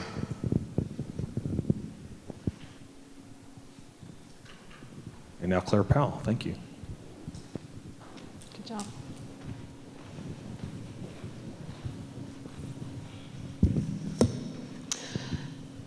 This seems really loud. Can you turn it down a little bit? Okay. My name is Claire Powell, and I'm an assistant city manager. I work for Donna. And I'm over development services, so that's economic development, planning, animal control, code enforcement, health inspections. One of my favorite things that I do is I'm also in charge of the community grants team, and that's dealing with the community development block grant and affordable housing. I didn't know that was a passion until I got into this job, and I really just jumped into it and love it. And I love I think it was Mr. Cox said he loves the data, and I love the data too. So we're gonna, let's see if I can pull up this. Someone need to pull it up for me. Next slide. Okay, great. So my background is I am a lawyer by training. I'm a reformed attorney, so don't hold that against me. But I decided to change my career altogether because I felt like being a lawyer was constantly putting your foot on the brake, and I like to drive fast, so I wanted to put my foot sorry, Chief Deaver. But I wanted to put my foot on the gas, and Donna lets me put my foot on the gas and try to make change, and I like blowing up processes and making them better. So this has been the perfect job, and I live in Louisville. My kids go to school in Louisville. My youngest is at Huffines Middle School right now. So, and then I also have Chris McGinn. He's remote. Chris, do you want to introduce yourself to the team? Can you hear me okay? Yes. I'm Chris McGinn, Director of Neighborhood and Inspection Services, and I've had the pleasure of working with the City of Louisville for 17 years. Community grants, neighborhood services is kind of a new area of my job, but jumped into it and have learned a lot over this last year and a half about these areas. So I think I want to say that Claire has a few slides after hers that I'll kind of go over a few other programs of CDBG and kind of jump into those a little bit more in depth. Okay, so we're going to start with what is affordable housing. There's a lot, it's actually kind of a confusing term, and there's lots of different definitions, but affordable housing generally means that you're not spending any more than 30% of your family income towards housing, okay? The crazy thing about that means that affordable housing in Lewisville, Texas is completely different than affordable housing in Flower Mound, Texas, right? So in Lewisville, our median family income generally is about $58,000, $59,000. In Flower Mound, it's about $120,000. So if you think about 30%, well, a house that's affordable in Flower Mound is very different than a house that's affordable in Lewisville, Texas, right? So what that means is if you're spending more than 30%, you're living a cost-burdened life. If you're spending more than 50% of your salary, you're living a extremely severely cost-burdened. I'm not going to go through all the details on this, but the slide on the left is basically telling you renters in Louisville are more cost-burdened than people that own homes. And then those, and this is somewhat obvious, but those who are at on this side of the slide, when you see like less than 30%, that means you're making less money. Those that are poor in our community are living more cost-burdened as well. So this slide is telling you that if our median annual income for our households in Louisville is $58,219, If we do that 30%, it gets you to about a $1,455 a month rental payment. We then, we kind of did our best guesstimate on how much that would cost, because you'd have insurance, PMI insurance, you might have, your general housing costs and things like that that you're going to, what you would qualify for. That would put you at a home at about $190,000. There's not a lot of homes in Lewisville, Texas that are $190,000. If you're on the lower end and you're making 50% of that or 30%, that's our low-income folks in Lewisville. There is not a house you can buy in Lewisville, Texas. No way. And in fact, we'll go over the rental numbers. There's not a lot of apartments you can rent either in Lewisville. That doesn't mean you don't afford it. It means those families are having to give up other things to pay for housing, right? So this chart, the numbers don't match up with the numbers I gave you previously because we got it from another website, but the trend still holds true. Over the years, since 2011, you're seeing the average home price in Lewisville, Texas is skyrocketing like everything in North Texas. But what you're seeing is our incomes are staying generally the same. Here's a slide that shows you the same thing is happening with rental apartments. So these are, I think it's a studio at the bottom, 1 bedroom is in blue, green is 2 bedroom, and 3 bedrooms on top, and you can see they're all moving at the same pace upwards. Right now, the average 2 bedroom apartment in Lewisville is $1,250. That doesn't mean we don't have some affordable options. They're not great affordable options. That's because they're older, right? And so one of the problems is, and we talked about gentrification earlier, is the sense that if we try to find a developer to tear down some of these and put something new and shiny in their place, are we displacing people that this is their only option in Lewisville, Texas to rent? So these are some of our properties. The other thing that's we keep in mind when we're looking at this is that most of our apartments were built between 1980 and 1989.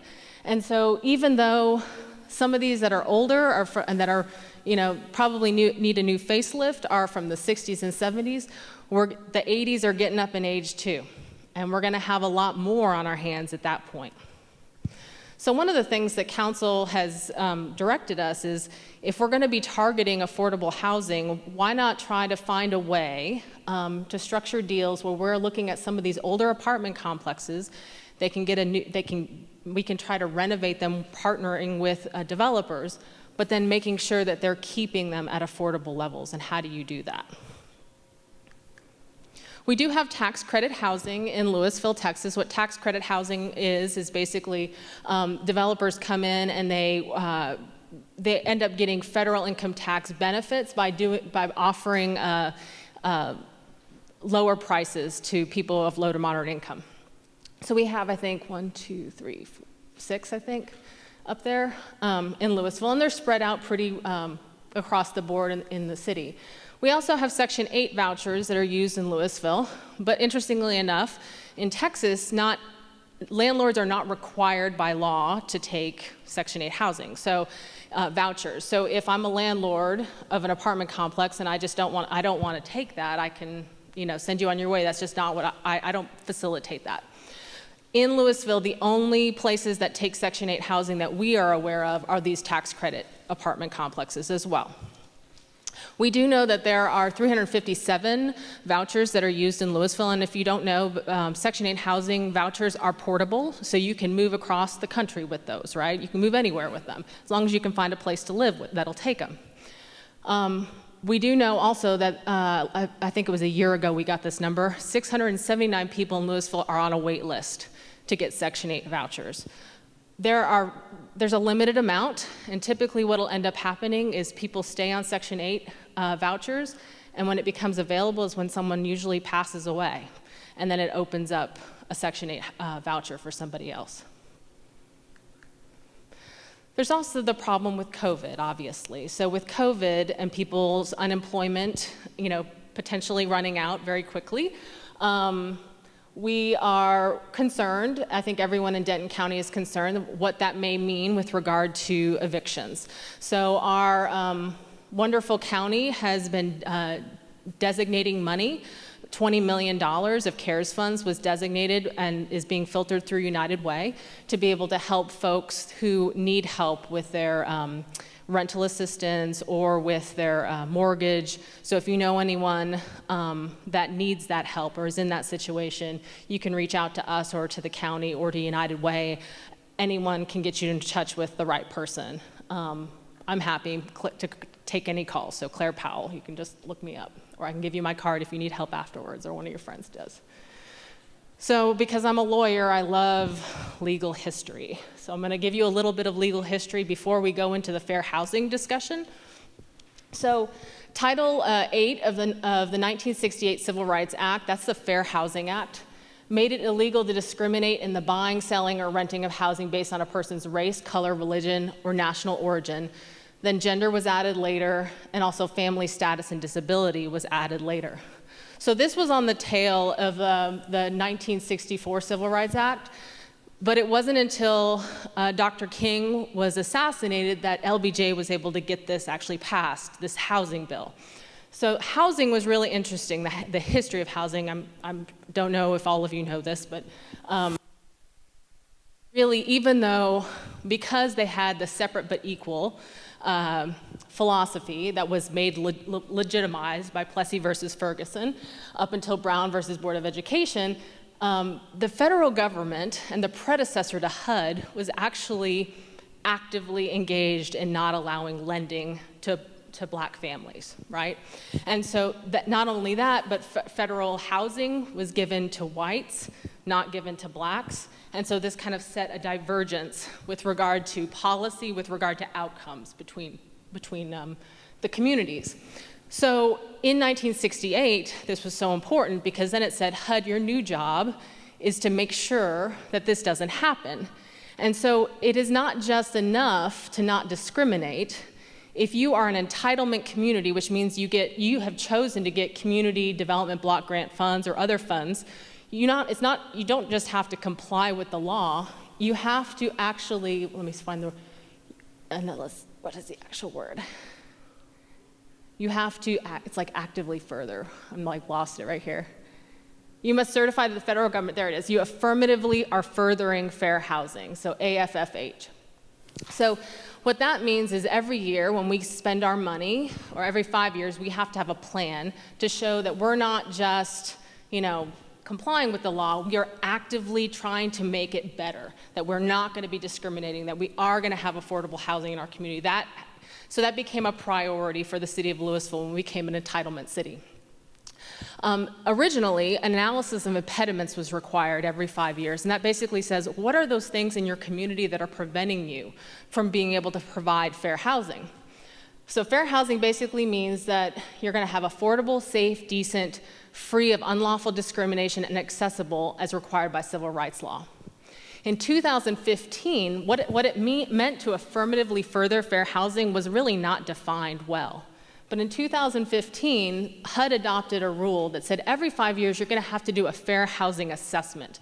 This was a deep dive into statistics, and we did it. So the city of Louisville in 2017, we completed our fair housing assessment, and we'll go through those goals and kind of what came out.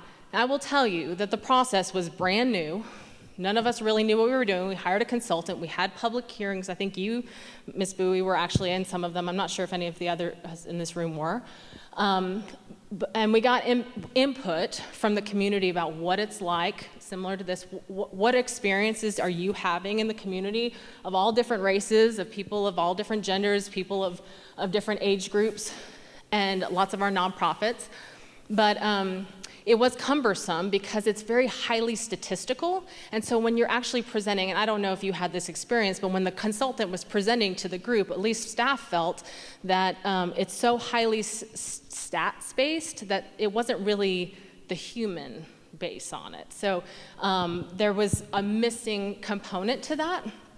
I will say that we tried to do a really good job taking in that input and kind of combining both of those together, and you'll see when we go through the goals that we did try to combine the stats plus the input. But then in 2018, we were one of the first that put in our plan, and we had goals. In 2018, HUD basically dispensed with that rule or said, we're going to put that on pause. So no other cities, no other counties have to do that. And then in 2020, just now, we have learned that it's off the table. So no more is that fair housing assessment going to have to be done. Instead, they're wanting just to focus more on providing affordable housing. There are some good things and bad things. The good things about doing it was a standardized approach and every city had to do it and you can compare one another. Like I said, how statistics-based it was made it a little bit difficult for the public to really get engaged in it, but we'll go through all that.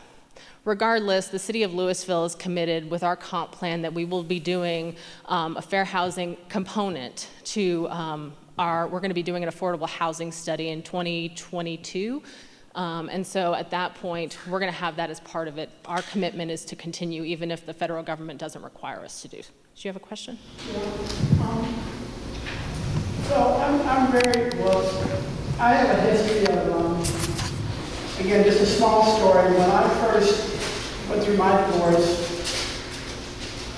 years ago, I worked in the bank, didn't make enough money to get a home, and I was able, though, to go through HUD. HUD had homes that were by zip codes in Michigan when I was living there. And I was able to kind of pick a home. My original home was $14,000, but it was a home that had been, someone had lost it, but it was in a good neighborhood. And there was a list that was posted every week at the county building where you could go and look and see what homes were available by HUD. Again, when I moved, came to Texas, the house sold for $80,000 because, again, it was in the neighborhood I wanted it to be in. But now, maybe 15 years ago, there was a house in my neighborhood that was, someone lost it. And the guy who ended up buying it had a very, very difficult time finding someone that had that list. Now, do we have that list here? You know, I think I have Jamie Kirby on the line. Jamie, are you there? He is in charge of CDBG specifically, so I'm hoping he is and he can answer that question. I am here. I apologize. It was hard for me to hear the question. Jamie, she was saying that HUD had a list of homes that were available that were reasonably priced. She said she bought her house originally. The homes are lost. And so because of the FHA insurance, they have to be resold, and they're only sold for what is remaining on the house. And again, those lists come out, and somebody has those lists, but usually they're more developers or people that are buying them and flipping them. Mm-hmm. But I would think that would be an excellent opportunity to give someone an opportunity to get into a nice neighborhood, take it, and then you work with the bank, you have to get financing, and then the house has to be brought up to code within, I think it's like 90 days after you get in there. And again, it's a boon for the neighborhood and for that person trying to get a house. And again, I've never looked back, but again, it was available to me, and that was back in '95. Jamie, do you have any knowledge of that? Otherwise, I think I have an answer, but you can go for it first. I didn't hear everything, but the term HUD is used to describe a lot of different programs.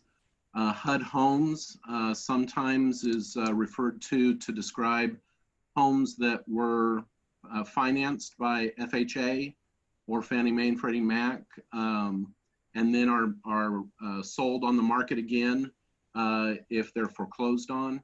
So single-family homes for sale that are identified as HUD homes can often be foreclosed homes that then you have an opportunity to purchase.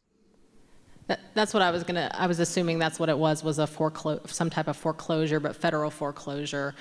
So I don't think we are keeping those lists, but that's a really excellent idea about us looking into that. And I mean, I think I will say that about a year ago, I looked at our local, for affordable housing, I was looking at our local state and county foreclosures, if there was any foreclosures that were gonna happen because of taxes not paid, to try to see if, well, is this something we can foreclose on and then turn this into affordable housing and maybe partner with the county? And I will tell you, I think we both have the same attorney that does our collections, and I got a list and I got nothing. So, and he's like, they're far and few between right now because people will snap them up and just pay off the debt. But I think that's a great idea. Absolutely. Yeah, that's a great idea. You can go online and get that list of HUD homes. For foreclosed homes? HUD homes, you just type in. Also, constable office has a list of foreclosures that are done at the courthouse in Denton, that you can bid on those homes that have been foreclosed. But the HUD homes, you can go online and get. And probably the county clerk has one, but I'll check and see. I'm sorry. But I think having the city have those available for people when they're calling is a good idea. Yes? So I try to abstain from watching a lot of social media and news and stuff. The last point, the 2020 HUD amended AFF, was that in relations to a tweet about no longer having to worry about, was that what that was? Yes. Oh, okay. So this is our fair housing findings, and I'm going to kind of unpack all of this for you. Some of it turned out, I mean, actually, surprisingly, there wasn't a lot of huge issues, and our consultant was like, you guys are doing a pretty good job right now, but that doesn't mean, obviously, you stop where you are. You always want to move the spectrum up. So one of the questions that they look at, and remember, this is all highly statistical, but also it's exactly what HUD has told us to do. And this is one of the reasons, I mean, basically the federal government says, we've got this website, and you're going to put your data in here, and it's going to spit something out. So when I give you this information, it's not, I'm not saying this is the best information for showing what a snapshot of our community is, but it is what HUD required us to do. So the first is that Louisville has no racially or ethnically concentrated areas of poverty.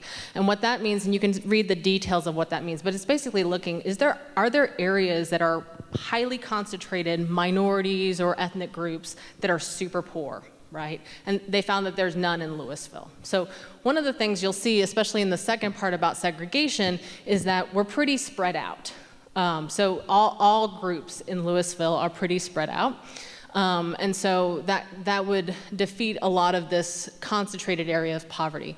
Under 2, Louisville has low levels of segregation, but trends are going in the wrong directions. Let's see if I have this. Okay.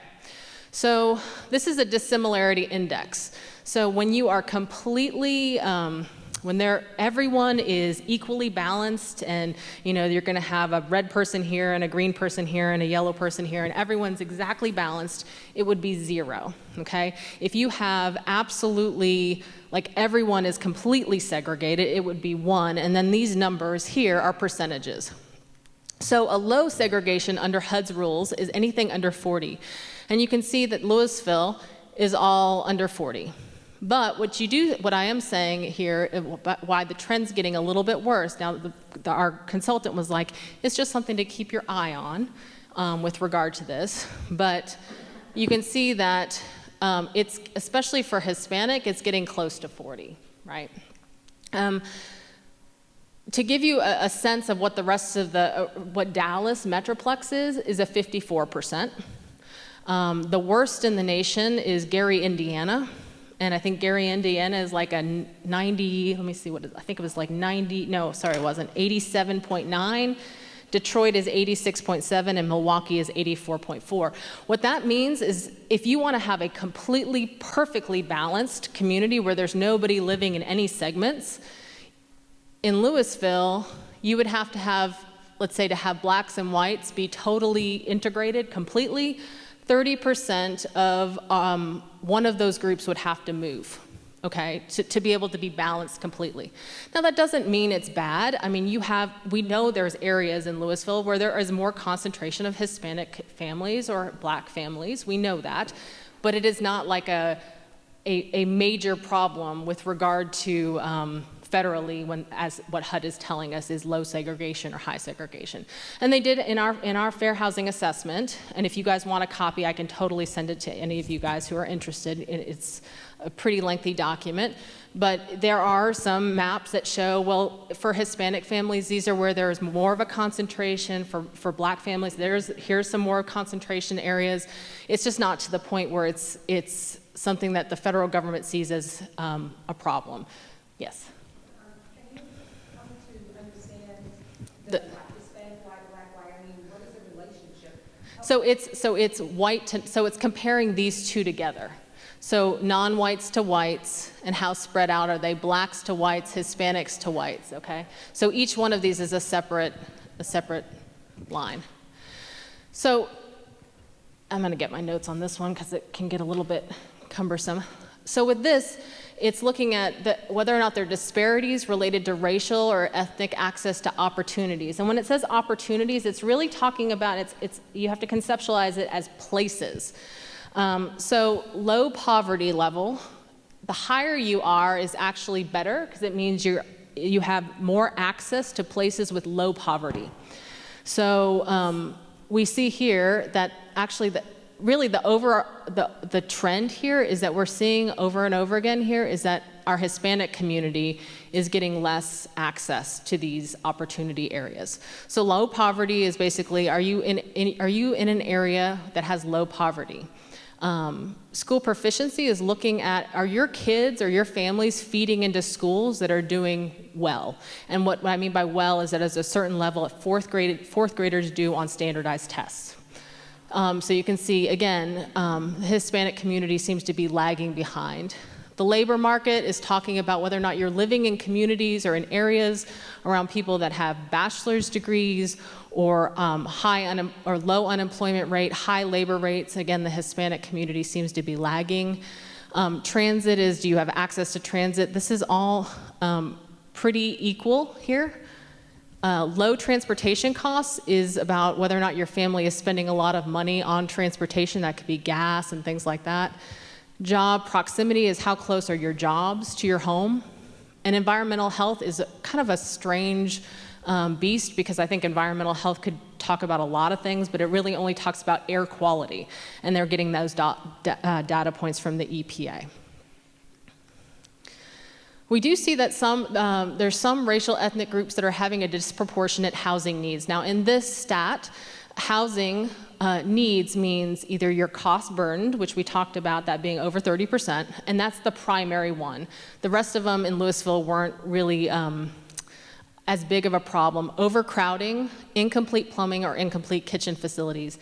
Interestingly enough, this overcrowding, when you look at some of the data points on it, has actually gotten better in Louisville since 2008, I think it was our first. I think it was 2008 when we first did this, or the data they were comparing. And the thought was that it's because we did a multifamily inspection program to try to make sure that people weren't having too many people in an apartment complex. They did find that overcrowding generally was happening in multifamily, not in the single family homes. So anyway, with that, you can see that the percentage of problems over here, definitely the white community is doing better than everybody, percentage-wise with problems. The highest is Native American, which you don't think of Louisville having a high Native American population, but you can see it's only 85 people. So we have a very small population, but it's the percentage of that population. So you can see how many households and numbers of problems, but with that, people who are cost burdened, which is the primary one, Black and Hispanic, as well as Native Americans seem to be pretty high up there. Denial rates for home lending does show disparities. So what you're seeing, again, American Indians, again, that was a smaller subsect of our population, but you're also seeing Hispanics being particularly high in this regard. You can see whites at 11%, blacks at 15%. Really, one of the thoughts on this was that a lot of people just don't know what to do when they're applying for, like, I can tell you when I first applied for my first home loan, I didn't know anything compared to what I know now, right? And if I had had someone to hold my hand, it would have been a lot better. And I think a lot of people, especially if you come from a family where your family didn't own and you don't have anyone to help, it's a lot more difficult. So what are those barriers that we can do to help that? And then number 6 is fair housing complaints are usually made by renters.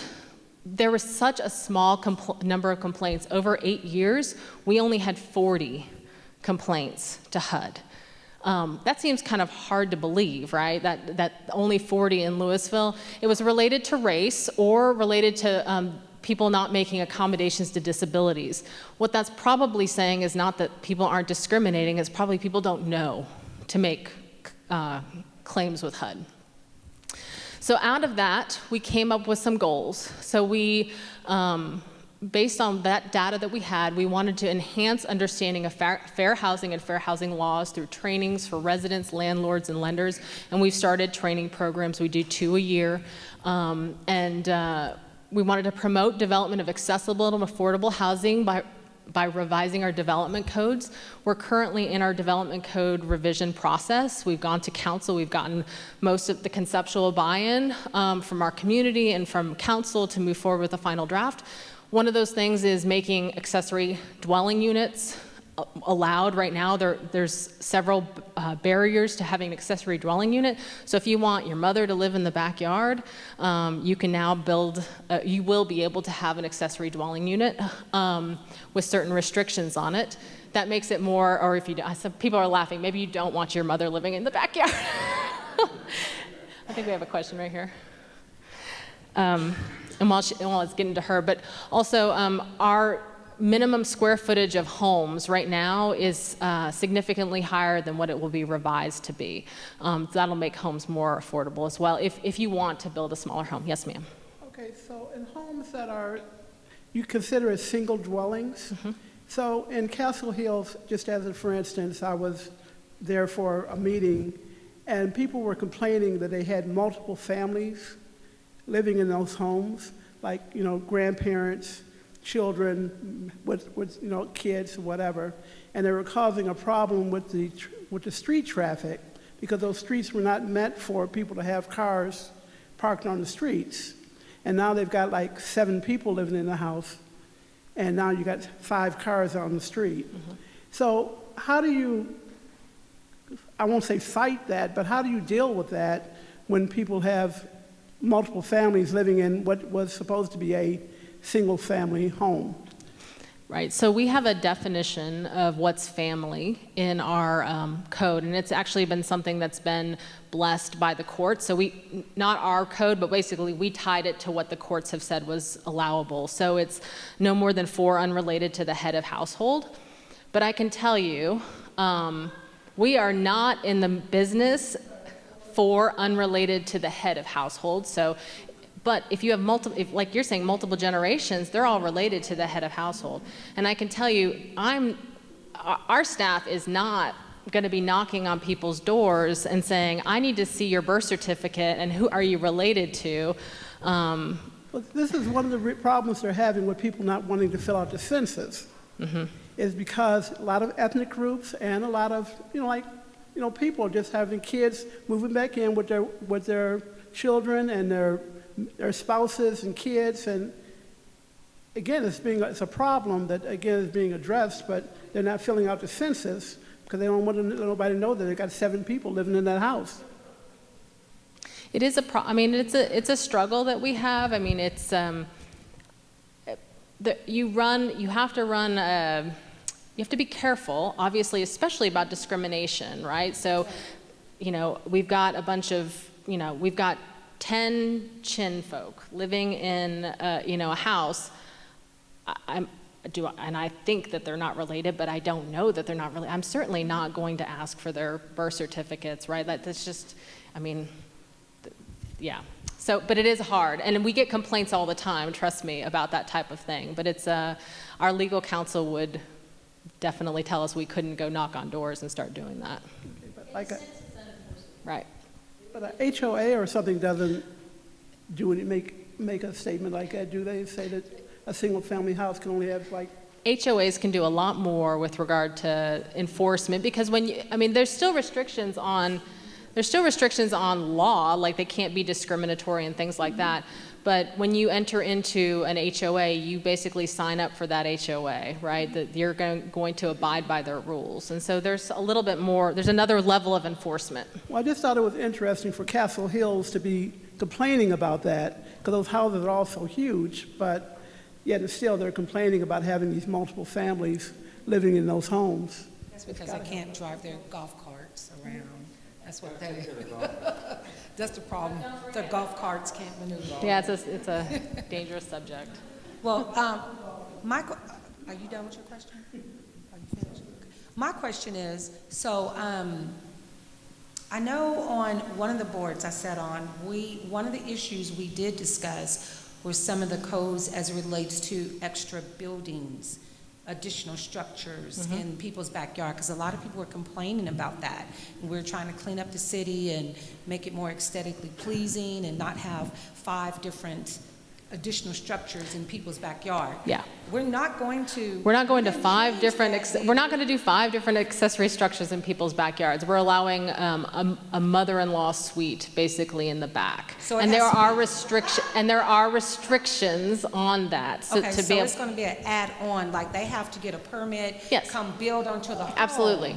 They either go back or up. It's not going to be little. No, there will not be like 5 different structures in their backyard with different families living in each. No. Okay, that's why I want to make sure, because I know one of the board, I can't remember which board, but I know we specifically addressed It's probably that the Neighborhood issue. Preservation Board, which that has not changed. Okay, good. Okay. That has not That's what I make changed. sure. No. No. Any other questions on that?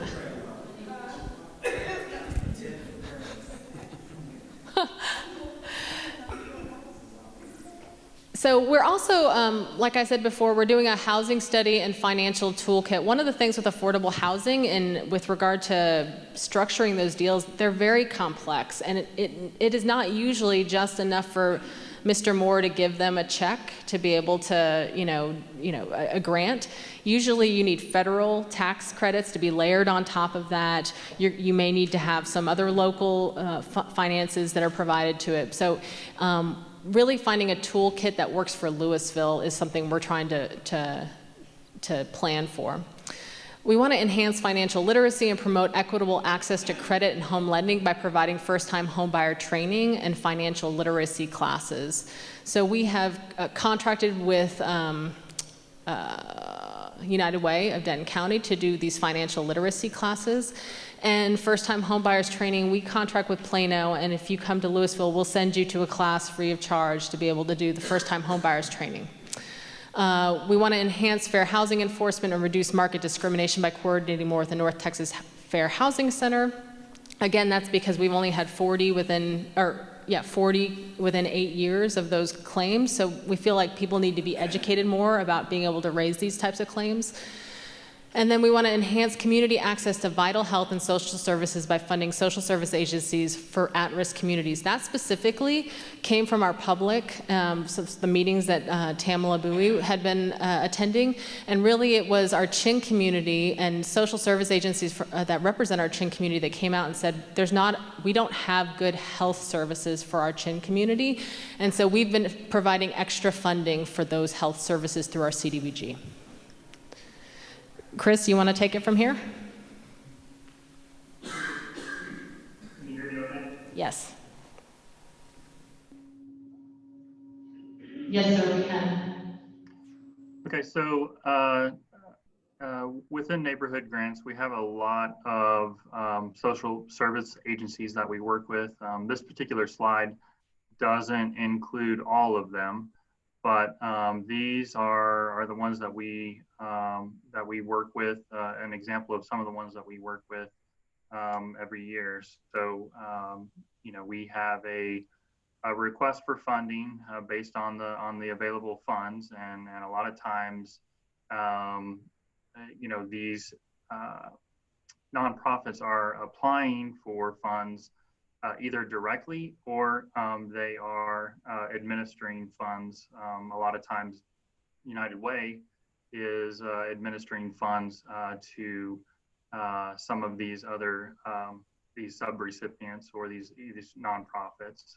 They've been a very strong partner in assisting with rental assistance, working with the Salvation Army and the United Way.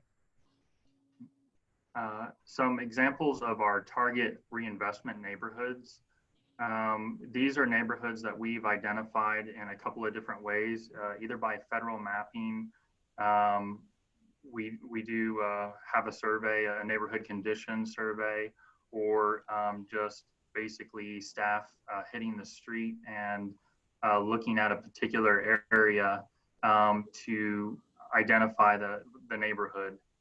We have several target reinvestment neighborhoods within Louisville, and these are some examples of some of the projects that we've done in these particular neighborhoods. That would include the Alvin Turner Park near Old Town. The one at the bottom there is Holford's Prairie, and I believe that particular situation, staff had to go house to house to actually verify low to moderate income. Currently, we're working on a project that is located in a low to moderate income neighborhood. This particular area, we're looking to for a property that would be accessible to a large part of Louisville's population. And I don't know what other current details that I'm able to kind of discuss about this, Claire, but we are moving forward, and we're really excited about the possibilities of using CDBG Community Development Block Grant funding for a project like this. Let me add something to that, Chris.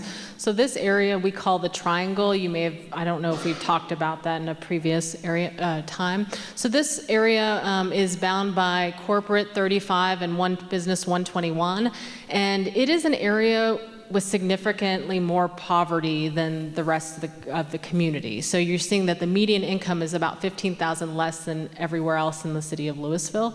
It's a high level of minorities that live in this community. And what we were finding also is the crime rates in this area were particularly bad as well.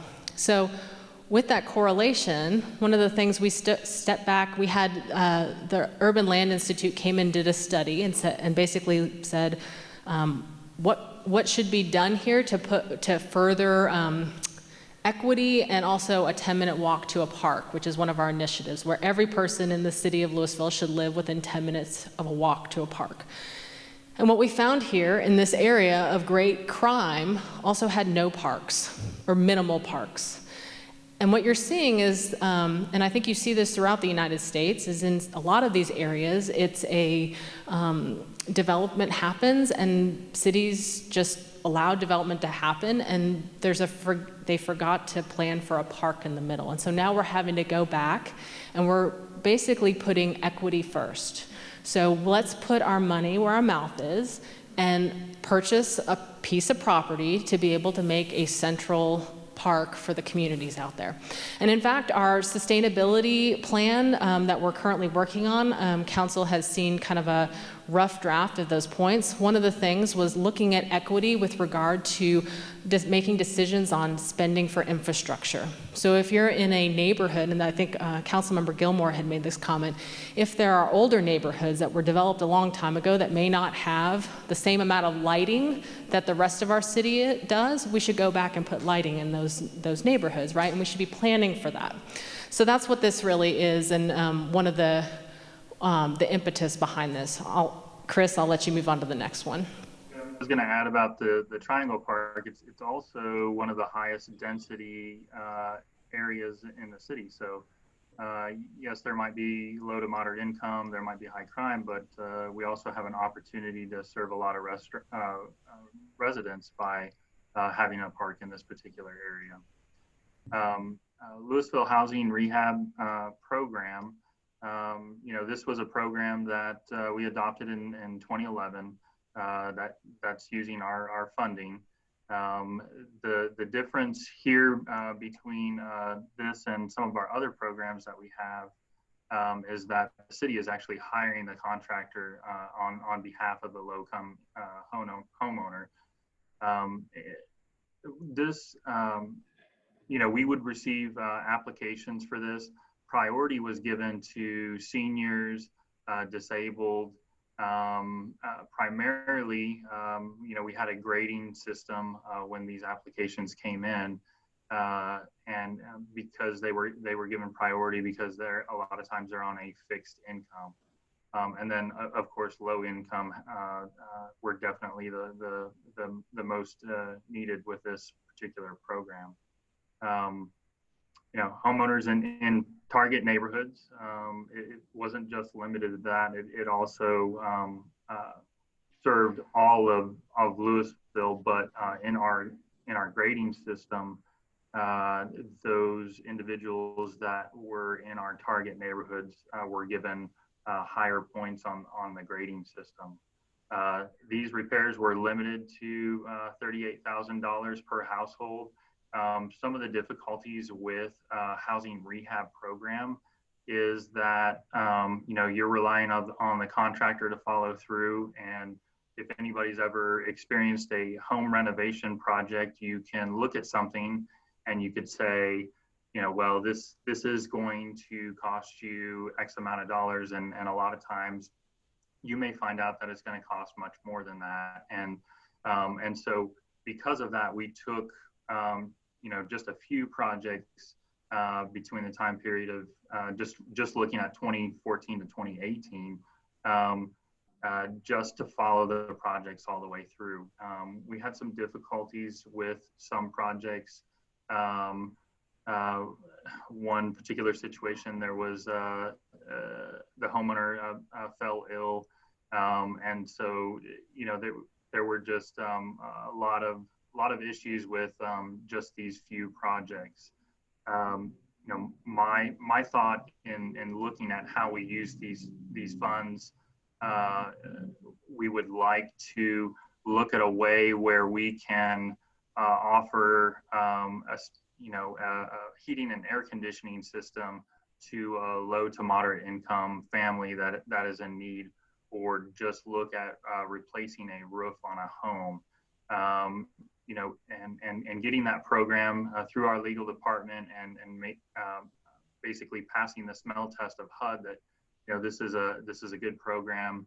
I'm really optimistic that we can create a program that we can administer funds effectively, and with something like a heating and air conditioning system, not only does a family get a functioning air conditioning in Texas, which is definitely needed this time of year, but they also hopefully notice a decrease in their energy bills moving forward, and that's something that can help them into the future, as opposed to just a one-time repair. Next slide, please. And here's some examples of some of those housing rehab projects that were done between 2014 and 2018. A lot of those focused on the outside of the home. This particular one was a restroom remodel. The first-time home buyer program, from 2001 to 2017, a total of 140 families used our first-time home buyer program. Those particular loans, they would be loaned up to $16,000. The catch here was that they had to remain in the property, meaning it was their homestead for 5 or 10 years, based on how much money they were loaned for the overall grant. Of those 140 families that were assisted, 13 ended up being foreclosures, and 14 were repayments. And many of the repayments may have been a situation where they ended up having to relocate for a job, or if they basically ended up moving into another home. Our marital status was changed. I know one particular situation was to avoid foreclosure.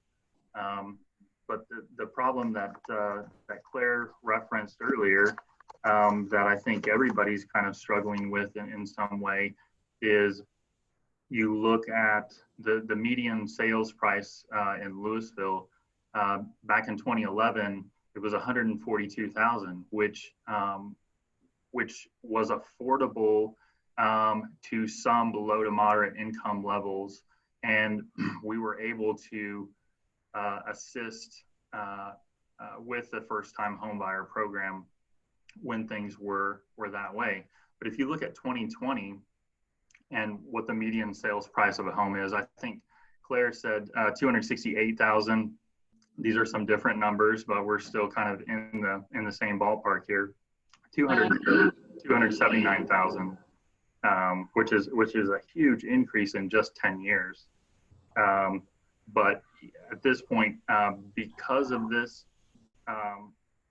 this situation right here, the program was canceled because we just didn't have any clients that would qualify for home loans given the prices that we're seeing right now. And you know, it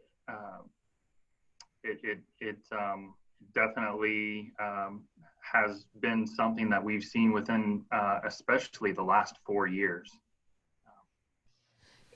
Just so to hammer that home, so right, if your average home is that 279,000, you can only give your CDBG funds to low to moderate income households. They can't get a bank loan for that.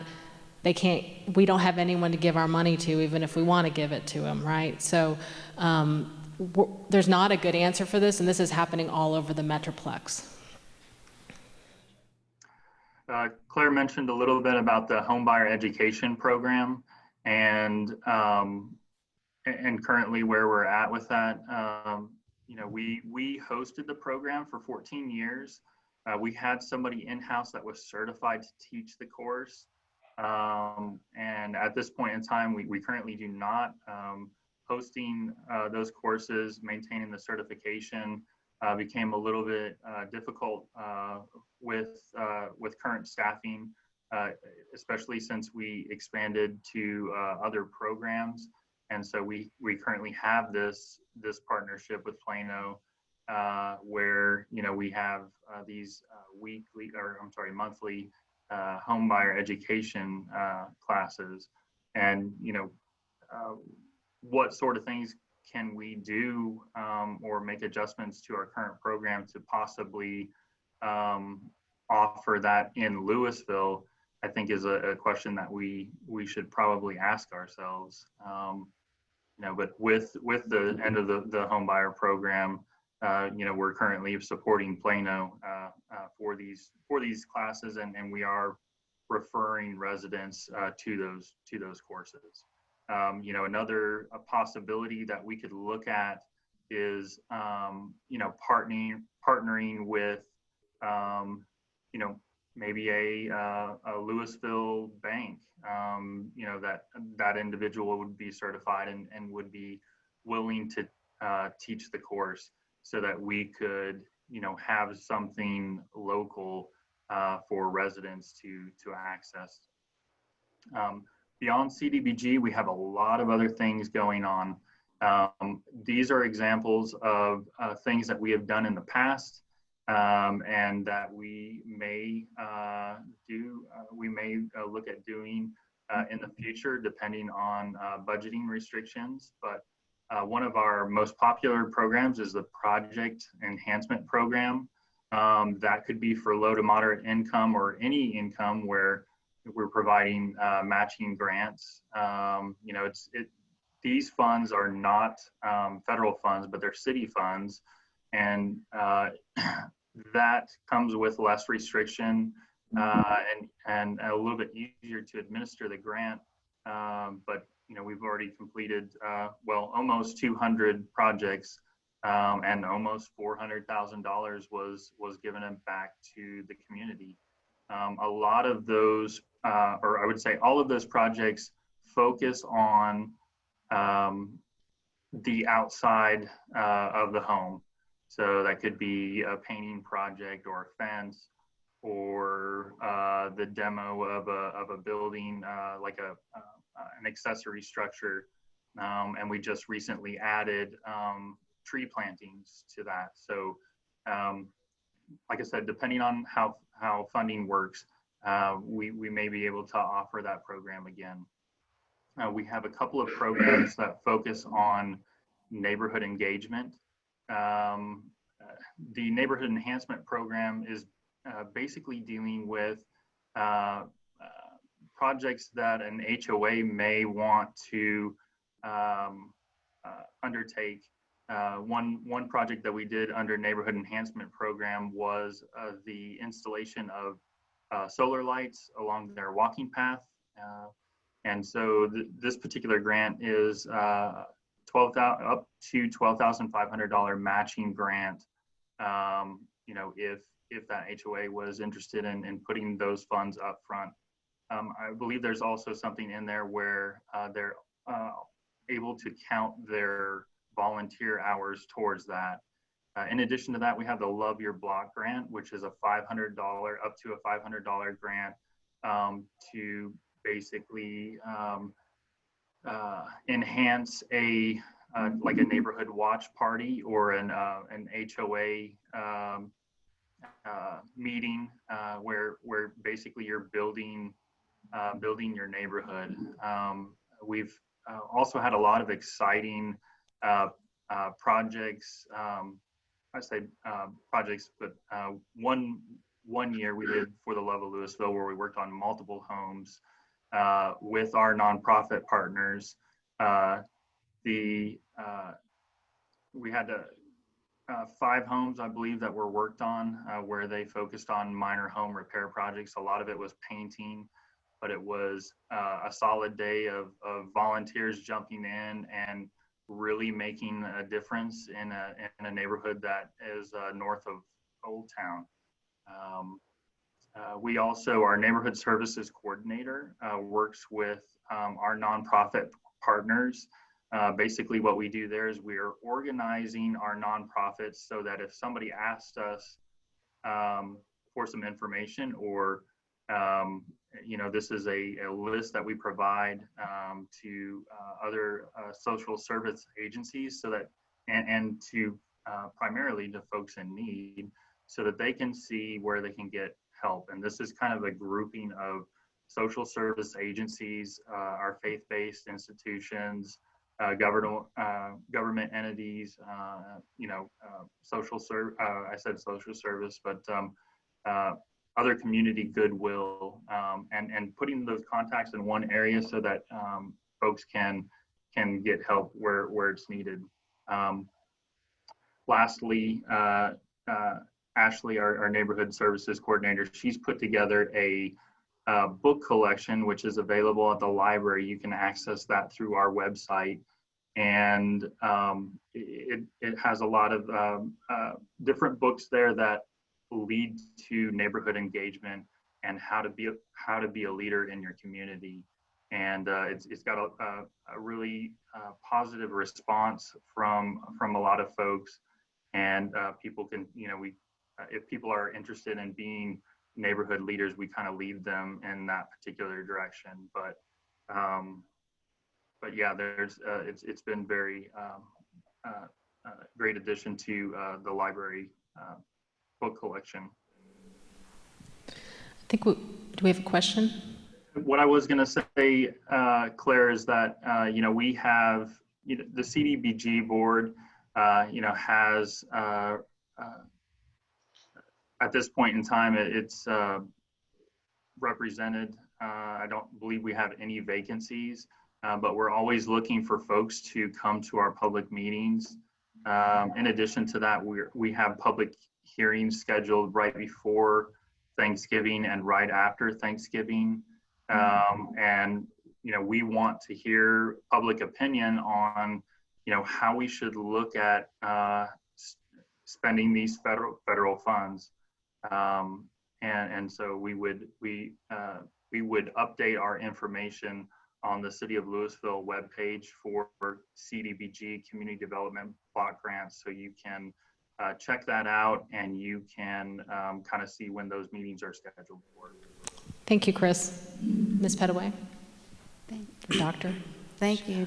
Just a really quick question. In regards to the housing rehab program and the property enhancement, is there an application process? How does the community know? Because this is my first time hearing about it, and I know families who are in need and can't afford. And I guess the question would be, how would the community know that that's available? And is there an application, a family member has to come to you to let you know? And what's the percentage of the since we're talking about the minority families here with our commission, you know, what's the breakdown of the African American families that are in the low to no income range that are being blessed by, I'm gonna say it, yeah, being blessed, you know, to receive $38,000 per household of housing and rehab, or, you know, getting property enhancement? You know, are these homes in that triangle area that you were just talking about? Probably not, because those are mostly multifamily, and so those are for single-family homeowners. So I'll start with the PEP grant, the Property Enhancement Program, and Chris, I don't know. I know we kept some data with regard to low to moderate income. You may want to add if we've kept any data with regard to race. I'm not sure if we did keep that, but that's a good point if we haven't. So I'll answer the question on PEP, and then you let us know at the end of that whether or not we're keeping those demographics. So with PEP, specifically, we put it on our website. We made many videos and put those out there as well. We actually went to targeted neighborhoods and we went door to door and knocked on doors to basically, because especially when it started, no one knew about it. I can tell you the people who've used it once, they use it every year. So they come back, right? Because why not? But we did knock on doors, and I will say that a lot of people didn't trust us that we were actually giving out money, and told us to get off their front porches. So, we're definitely open to how to market it better. I think we've actually sent, Chris, didn't we send postcards with PEP information out? Yeah, we had some mailers that we sent out to that particular neighborhood, so that we kind of waited for the responses to roll in, and we knew that, you know, for the first year for this, that we kind of wanted to limit the projects just so we make sure that we knew what the you know, our nonprofits were capable of completing. So. And we do have a website, and we do have an online application. So that's for the PEP. I think we've done. We're doing as best we can, but there's always room for improvement. So if you have ideas of how to reach, I mean, can we go through churches? Can we go through, yeah, those are better ways too. And we've set up at different events. We've had like intro to how to fix your homes, and then we've set up there, and we've had a good turnout from the community, diverse turnout.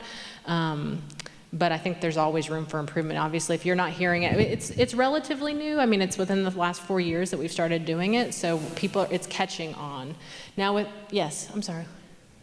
Yes. What about water bills? Water bills? Put the information in water bills.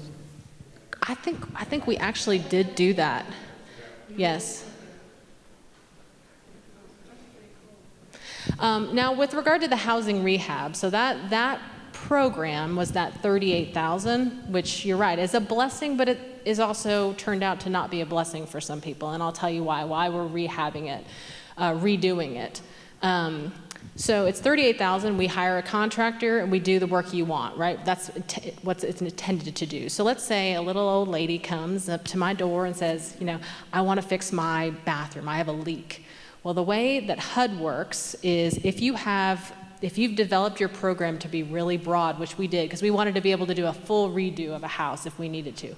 But if you do a full rehab and you let every option, so we can fix anything in your house for the most part, HUD makes you prioritize from level of most like severe, dangerous types of things, right? So if a woman comes in and says, I want my bathroom fixed, and we go to HUD and say, well, we've inspected the house now, and there's foundation issues, and there's cracked windows, and the access isn't good. So then we got to go back and say, you only have $38,000, but I can't fix what you wanted me to fix. I have to fix all these other things first. And so that's why we only had 4 or 5 in the last couple of years, because it's really cumbersome to get through those federal requirements. We're not making people happy. Some of them we are, but a lot of them we weren't. We had one woman who passed away in the middle of us trying to get through the approval process.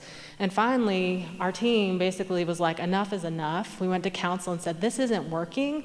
We want to help more people. And so that's why Chris was talking about, let's revamp this and make it more standardized. So we're going to help more people, but it's going to be, instead of all-encompassing to fix, we're going to do HVAC systems, we'll do roofing, we'll do things that help you make your house more sustainable, stay in your home, lower your prices for your electricity bills and those types of things.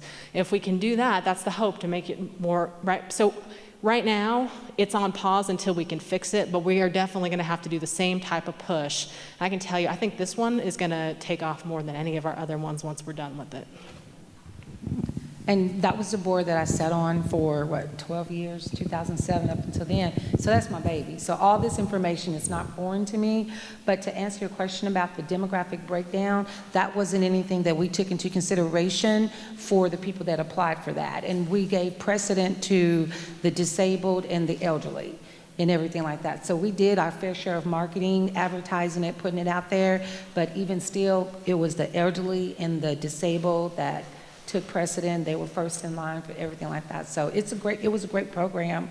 And I'm in tears seeing that the first time home buyers program was gone. I remember when we were sitting in meetings. Blowing and going. And it was done, like yeah. 100, I mean, at that point, the homes were like at 179, and we were still trying to figure out how to get people to be able to qualify. To see it at 2 something now, Yep. and then it's gone, it's really devastating, because that was something that we worked really hard on, so. Yeah, and I'm excited because for the love of Louisville, I think I was talking to Mr. Scruggs over there, and I may have found our next project with Lane Chapel. Could be a good painting project for our community. So anyway, we'll work on that together and see what we can do. Any other questions on that? No? Try to get to the next slide. It's not working, y'all. On. There we go. Thank you. Okay, Chris, thank you for that. Claire, before you go, so in the interest of time, Claire's got a handful of slides about DCTA transit. We'll run through those very quickly, but we're asking our finance folks to come back next week. It's not a long presentation, but we're already after 9 o'clock. So finance and purchasing will move to next week. We're going to close with DCTA transit. Sorry about that, y'all.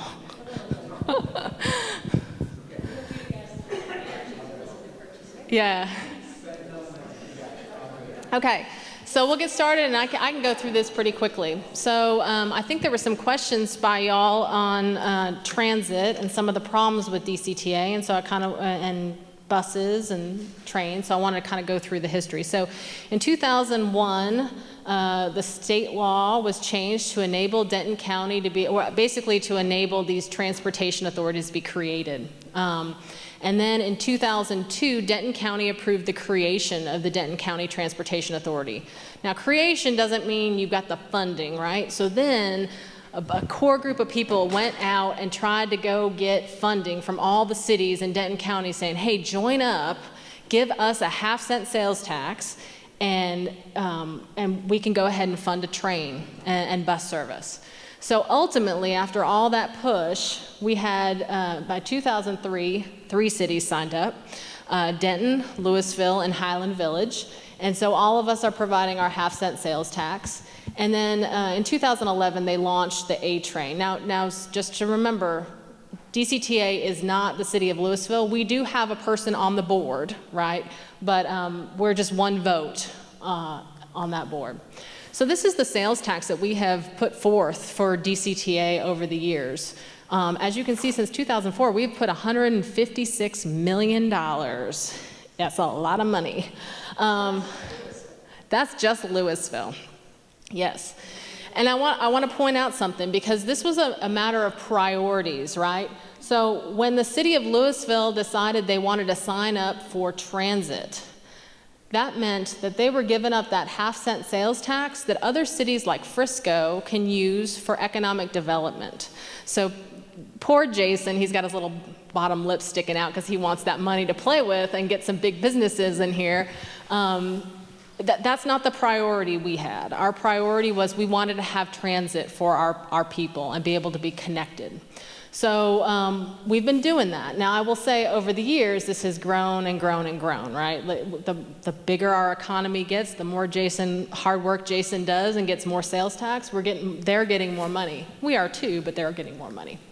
So this is the A train, so you can kind of see it goes up to Denton, goes all the way down to Carrollton. And by the way, right now because of COVID, it's on 1 hour headways. That means between like if you're going to sit at a stop, it'll be an hour. If you see one go by, it'll be another hour before it goes because of COVID. Well, I can tell you that the public, they got feedback on that. We're like, we can't commute to work anymore with hour headways. And so our board was very adamant at the last meeting, said, DCTA staff, you need to bring back a new plan where at least during peak hours you go back to 30-minute headways. So they're bringing that back. Mainly the idea is we all have to take a haircut because of COVID. It's hard, right, economically, but we don't want service to be cut with regard to transportation. So we have 2 bus routes in Louisville. One is Route 21, one is Route 22. Again, they were at 1 hour headways, and the board at the last meeting basically said, no, we need you to bring it back to 30-minute headways, and so they're bringing it back to 30-minute headways. It'll take a couple months for them to to hire up again, because they furloughed some employees. And that's Louisville Route 22. There's also access service, so if you are a senior citizen or you are disabled, you can call DCTA and they will bring a bus, a small tiny bus, to your house. It has a lift for your wheelchair, and they will take you where you need to go. Now there is a cost associated with it, but it's relatively cheap. We also, and I know Commissioner Mitchell knows about this too, because we went through this together. So we now have on-demand senior access to Flower Mound. So it's actually seniors or disabled. So the weird thing was Flower Mound didn't pay to be part of DCTA, but they have SPAN, right? But SPAN will take their folks into Louisville, but they won't pick up Louisville and take it into Flower Mound. So we had senior citizens going, we have doctors in Flower Mound, we want to have access to them, and we can't drive, we need a bus that takes us there. And we were kind of stuck going, well, why are we providing service in Flower Mound? How does that work? Well, we found a solution, and it's a very limited solution, but you as a senior citizen can get onto the DCTA app and get a lift to take you all the way to just these small areas. But it's only for Louisville residents, and then they will take them to these areas back to Louisville. They will not pick up anyone in Flower Mound. It's just to take people and we're working on Flower Mound trying to join right now. They're not paying money, no.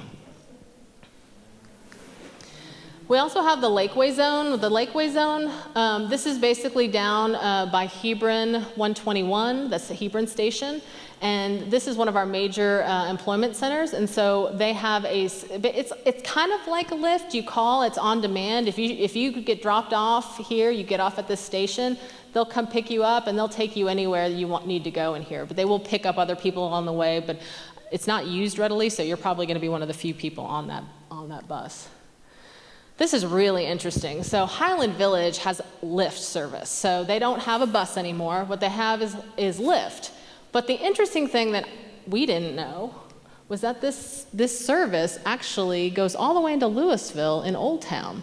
So if you're from Denton and you want to commute down to the Highland Village station, you can then call a Lyft, and I think it's for only like $3 or something. They'll take you directly to City Hall or to the hospital So, or anywhere in Highland Village. So it's, and this kind of service is actually, we're doing a pilot program right now. DCTA is looking at, or at least looking at what it would cost to try to do that in Louisville, to where you could just, you know, basically call a Lyft and, or some type of similar service and go door to door. Right now, no. Although we are working on potentially, if the Cotton Belt's going on over there, how can you get, you know, how can you get DCTA more efficiently to the Cotton Belt when that gets built? The other thing that DCTA does that's been a really, I ride this every weekend up to Denton for breakfast tacos, which is my Saturday morning usually. So it's a trail. So it's basically along the rail line, they have a trail that goes up there now. The other interesting thing is in Louisville is they just purchased a piece of property down by the Old Town Station. It's currently being operated by Burns Construction.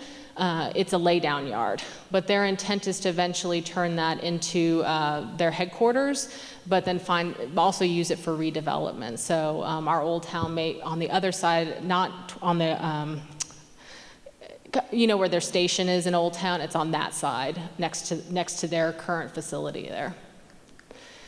So in the fall of 2018, we had a big shift in DCTA. So members of the city of Denton, Louisville, Highland Village began discussing concerns about the direction of DCTA. Basically, the A train had been declining in ridership. Bus ridership was steadily declining.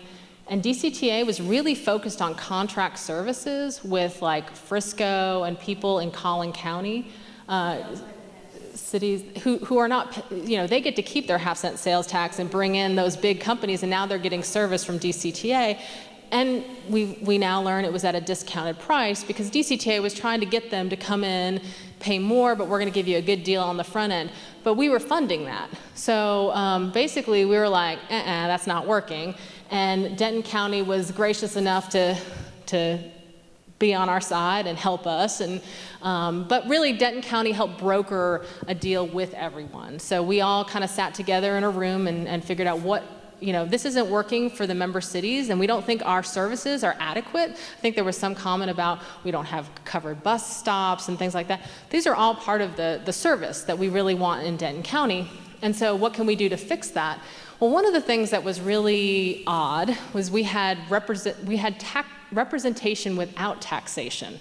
So what was going on is that when it first got set up under the law, it said you're going to have this board of directors, and that board of directors is going to be members from every single city, basically, in Denton County. They had small cities were grouped together and things like that.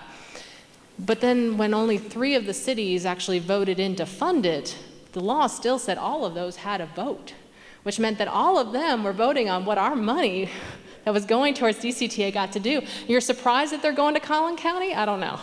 But anyway, I'm making light of the situation, but truly, we got the law changed with the help of Denton County, and we now, the 3 members, we actually have non-voting members, so those cities still get to have a role at the table. They get to tell us and advise us with regard to how their cities feel about situations, but ultimately the ones that are voting are Denton, our Highland Village, and Louisville, and then the county has 2 representatives on that as well. These are our priorities. So our priorities are to protect taxpayer money, to increase ridership, and improve services in Louisville. Now this is all relatively new, so there's been a lot of change in DCTA, but a lot of good change, and I think it's all the change that our public really wants from us. So we want to make sure that we're not subsidizing third-party contracts with those other cities that aren't paying in. We want an efficiency study to determine that DCTA is right-sized. And we want to make sure that their reserve balance, the depreciation is being budgeted correctly. We want an efficiency study to show how to increase ridership, because you'll see buses out there and no one's riding on them, right? So how do we increase that? We want a trolley in Old Town eventually. We know the heads aren't in the beds yet, but when the beds come, we want a trolley. James has been pushing that for years and years. We want to find a way to get ELAP money creatively. ELAP is basically like, we've been giving, our sales tax keeps going up, and our services have kind of stayed the same. can you share some money back with the cities to maybe improve connectivity to those bus stops, to improve those bus stops, those types of things, or for transit-oriented development, things that'll help with connectivity. We want them to be data-driven organizations. We want to bring new members into DCTA if it's equitable to all of us that are paying members. We want DART to have a better relationship with DCTA, which I'm happy to say that has improved greatly. And we want to work on transit-oriented development.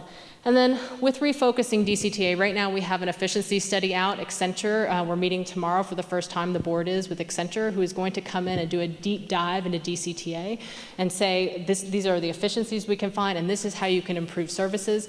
And we wrote these, actually I think Donna and I sat in a room and we wrote these items together to be part of the RFP. So we were like, if you're gonna come in, a consultant's gonna come in, we want you to tell us, how are we doing on all these and how do we improve these? So things like, are we connecting areas of activity? Does the A train connect well to DART, and how can we improve that? Is it convenient for people to ride the bus and to ride the train?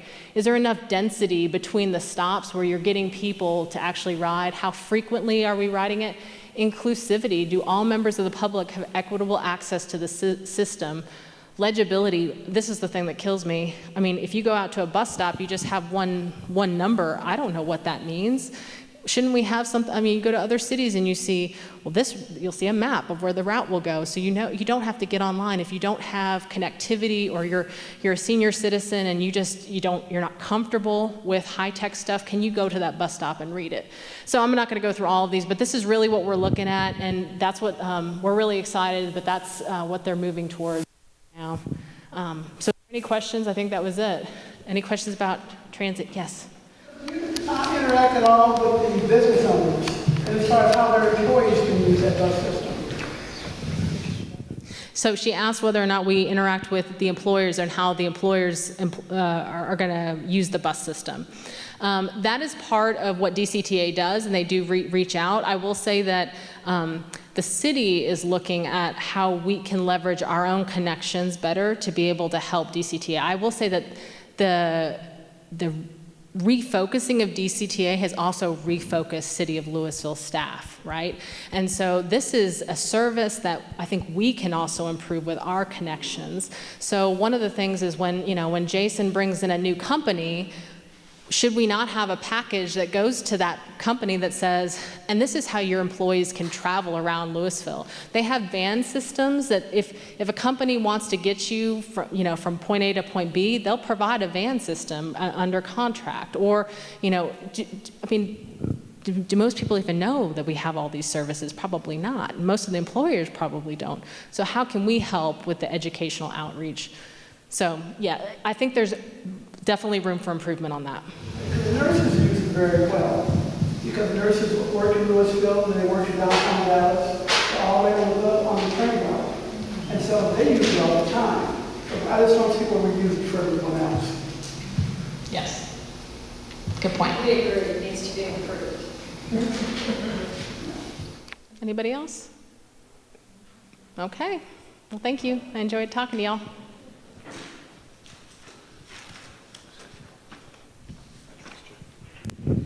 Okay, those are our presentations for tonight because we're moving finance and purchasing to next week. Quick comment on next week. Next week is when we're going to show you, we've been pulling a lot of recommendations out of the conversations and questions and suggestions from the group, and we are researching each of those. Right now we have 26 recommendations, not counting tonight. So we'll have 32 recommendations. Next week, the plan is to go through those one by one and make sure that we heard you correctly, make sure that what we put in there is what you want, make any changes we need to make, and then the following week come back, it should be done, you look at it, you give your thumbs up, and we move forward. Because we're adding purchasing and finance at the beginning, that's probably 15, 18 minutes. We're a little concerned about time. We ran late again here because you got so many great questions and we don't want to cut anybody off, and we're learning so much from you. So would there be an interest in next week starting at 6 instead of 6:30? I'm seeing a lot of yeses. Are there any hard no's? Okay, and for you online, Well, you'll get the email on this. I will send out an email reminder that next week we're going to change it to 6 o'clock instead of 6:30, so you'll have dinner half an hour earlier. Yay. By the way, the presentations tonight are on that Google Drive folder I shared with everybody. I also will email them tomorrow. I was going to today, but one of them literally got finished as I was leaving to come to this room. So it wasn't quite ready to email, but I'll email them to you tomorrow. They are on the drive, and this video will be online shortly. So thank you, everyone. Any final questions or thoughts before we adjourn? Thank you to our presenters and our contributors, and be safe. We'll see you next week.